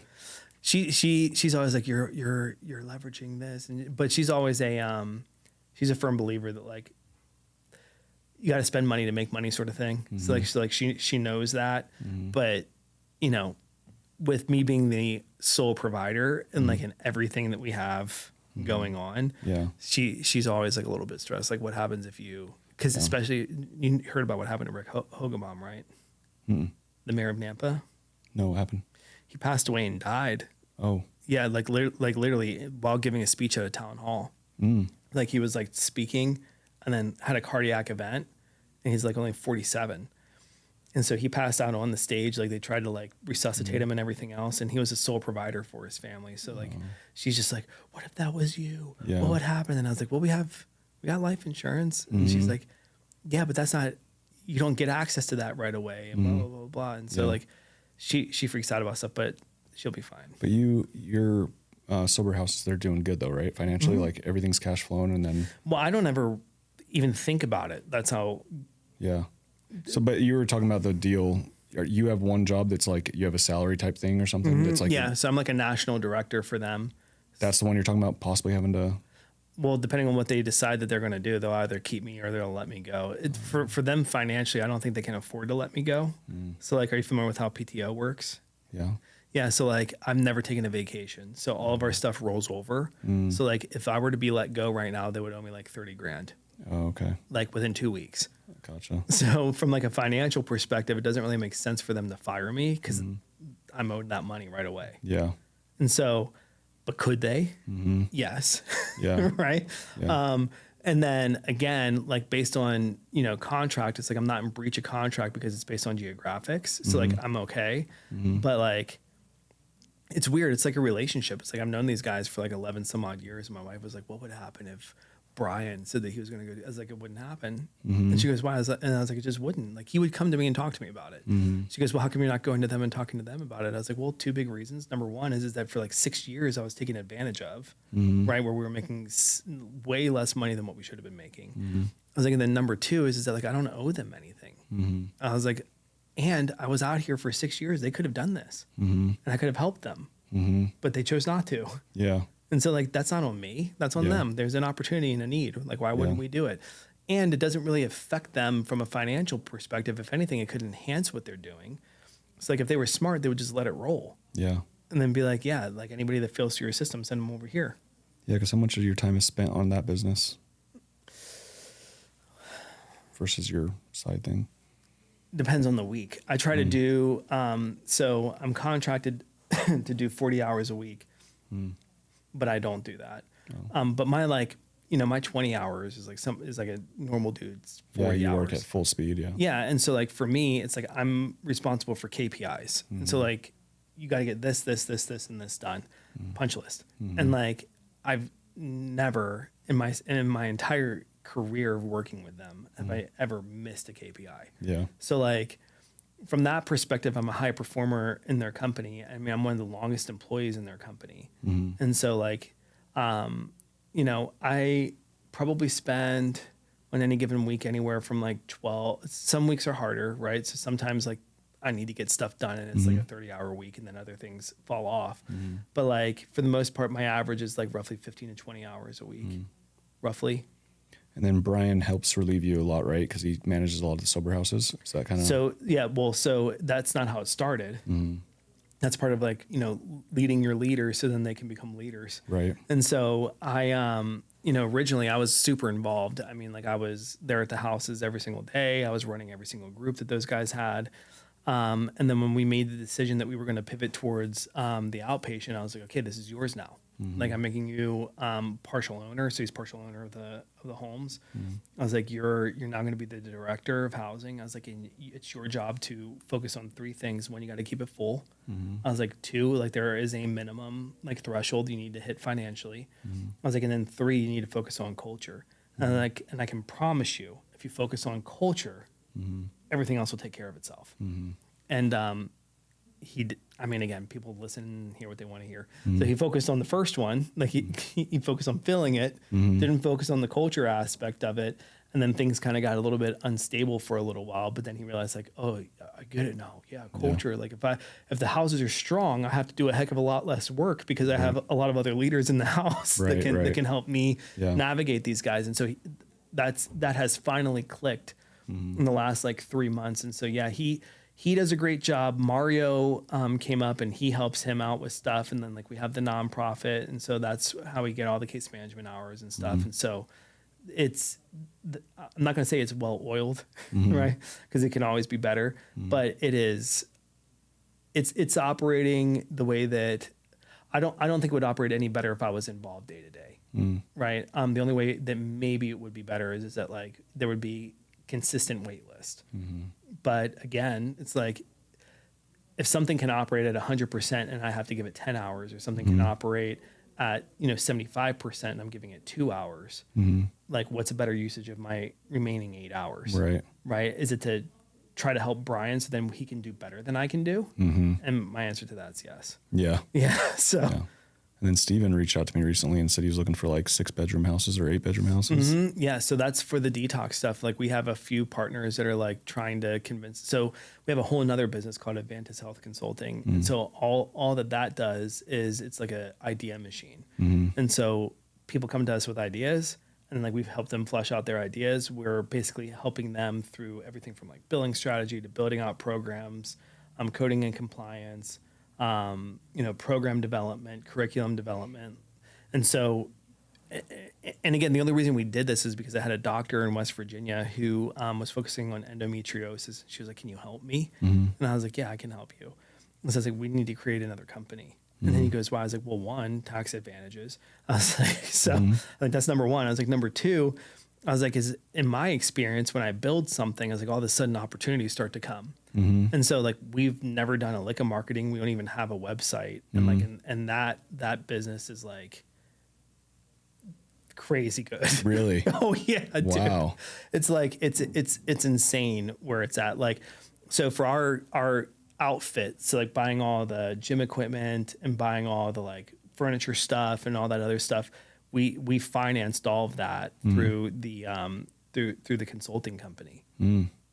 And then we are basically setting it up like, okay, now Sawtooth is going to lease it from this company. And the third partner, Bruce, is like, wait, why are we doing it like this? I was like, well, are you going to cut a $60,000 check? And he goes, well, no. I was like, we can. And this is how we're doing it. Dude, you have some crazy ways of doing so. It's awesome. Yeah. So now Sawtooth is leasing it. So now, this company has a massive expenditure. So all the money that we made, that's now a huge tax write-off. And then it's going to slowly replenish that over time. But the amount of money that you're having to pay taxes on is like $450 a month, as opposed to like, these huge contracts that we're getting because we're delving it out and putting it into other areas. So now you're paying a lot less over time. And then Sawtooth has the expense. So like that also decreases their tax burden, right? Because now they have a fixed expense to pay for this leased equipment. So crazy. Yeah. Super cool. That's cool, man. Sweet. Everything else good? Congrats on your baby. Oh yeah. No, she hates me. I'm just kidding. Yeah. She loves Patricia. Yeah. Yeah. That's cool though. So, and 3 girls now. Wow. Yeah. We thought for a second, she was like, I think I'm pregnant again. Oh, really? I was like, there's no chance. Are you guys done now? No, I want one more. One more. Yeah. And she's down for one more too. Hopefully it's a boy, but she was like, I think I'm pregnant again. I was like, there's 0% chance of that. And she goes, accidents happen. And I was like, look at your 3 children. Yeah. And she goes, okay. I was like, I want you to ask yourself, did we specifically plan for these kids? And she goes, well, yeah. I was like, and when did we have them? I was like, when did we find out? Within a month of you saying that you wanted to try? And she was like, well, yeah. I was like, trust me, we're good. And then, I don't know if you remember this or not, but especially as you get older, like your periods after having a handful of kids, they become sporadic postpartum. And so she was all freaking out. She's like, it's been too long. It's been too long. I was like, trust me, you're fine. I was like, and then I started freaking out at the very end, like 2 days before. And I was like, look, listen, even if that is the case, so I was like, they'll be so close in age, they'll be like twins. I was like, it'll be awesome. And she's like, so there is a chance. You think that it could be? And I was like, no, I'm just saying if that does happen, it wouldn't be the worst thing in the world. Yeah. Yeah. That's funny. We get it over with. And she's like, well, you're getting a vasectomy if that's the case. I was like, absolutely not. Yeah. I'm at that point now where my wife's trying to get me to do it. I'm terrified. Yeah. I was like, no way. I was like, I don't want to be cut open for anything. Yeah. They told me I needed surgery on the Achilles. And I was like, no. So at some point you have to though, right? The vasectomy, or you just going to write it out? I'm not going to, no, I mean, at some point she can't have him anymore. That's true. What, like at a certain age you're saying? Yeah. God will have his say on how it's supposed to go. What age is that though? I guess they had to get through menopause. 40 something. I got like 10 roll the dice all the way until then. That's where I'm at, dude. Honestly, like I have a 7-year-old, and we started over after, the gap is like 9 years, and we had a 7-year-old, or now we have a 7-year-old. But it's like, yeah, I should probably either get a vasectomy or I just keep rolling the dice for the next 10 years. How old's your wife? She's 36 in June. Oh, okay. And how old are you? I'm 35. I'll be 36 in September. Okay. You guys are close to our age then. We're 38 and 37. Yeah, I mean, dude, I don't care. if God wants us to have more kids, then we'll have more kids. So I'm kind of in the same boat. I'm just like, dude, I like kids. I love them. I think they're amazing. It's my wife that's like, I don't want to have more kids. It's stressful for a lady, especially as the older that they get, like the complications go up, the fear of like, are they going to have these birth defects and everything else? So, I mean, I get it. But I mean, again, it's like, if you weren't healthy enough to have a kid, right, the seed wouldn't plant, so to speak. Yeah, that's probably true. Yeah, it's like modern medicine, regardless of what I personally believe about modern medicine, it's like it is good enough to like get anything over the age of 35 is considered a geriatric pregnancy, but like modern medicine is good enough that they can get a woman through geriatric pregnancy. So like, you know, if your body wasn't capable of having a child, you'd be going through menopause. Is my personal belief. Because like it happens on a timeline, right? It's just like the body's like, okay, I'm done. And so I think if God wills it, who am I to say no? Yeah. Yeah. I like it. Yeah. It's awesome. Well, I don't roll the dice all the way. No, yeah? Yeah, no. Not all the way roll the dice. You mean you be careful? Is that what you're trying to say? Yeah. Okay, Yeah, controlled chaos. Yes. Yeah. I mean, track the ovulation schedule. I don't know if you do that. No, I'm not even that routine with it. It's more so it's more so just like there's one guaranteed way in which this happens, and everything but that right is permissible. I don't know. My first two were accidents. That's what my wife said. But they weren't the right way. If I know what you're saying. Yeah. Well, and the other thing that I think about too, whenever you say that too, is that like the older that I've gotten, right? It's like shooting blanks now.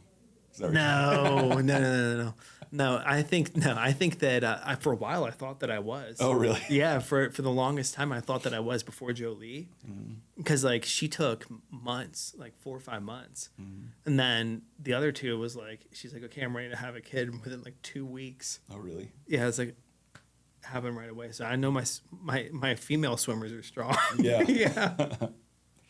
That's funny. No, it's crazy. I'm like, but the older that I've gotten, it's like the more in tune with your body you really are. And so it's like, at least I am. It's like I notice every little shift and change and stuff. And so like for me, it's like, okay, if there's a very clear way in which like I know like, okay, like there's a likelihood that this could result in pregnancy, or hey, you should be concerned because this happened, right? Yeah, we need to keep track of it. Yeah, and like luckily, I've never really reached that point. Yeah, unintentionally. Yeah, yeah. Right. It's been intentional every time. I've been prepared. Yeah, that's good. Sweet, man. Well, thanks for doing this. Yeah, of course. I appreciate it. I have you come check out the spot. Yeah. Get some stuff together. I like.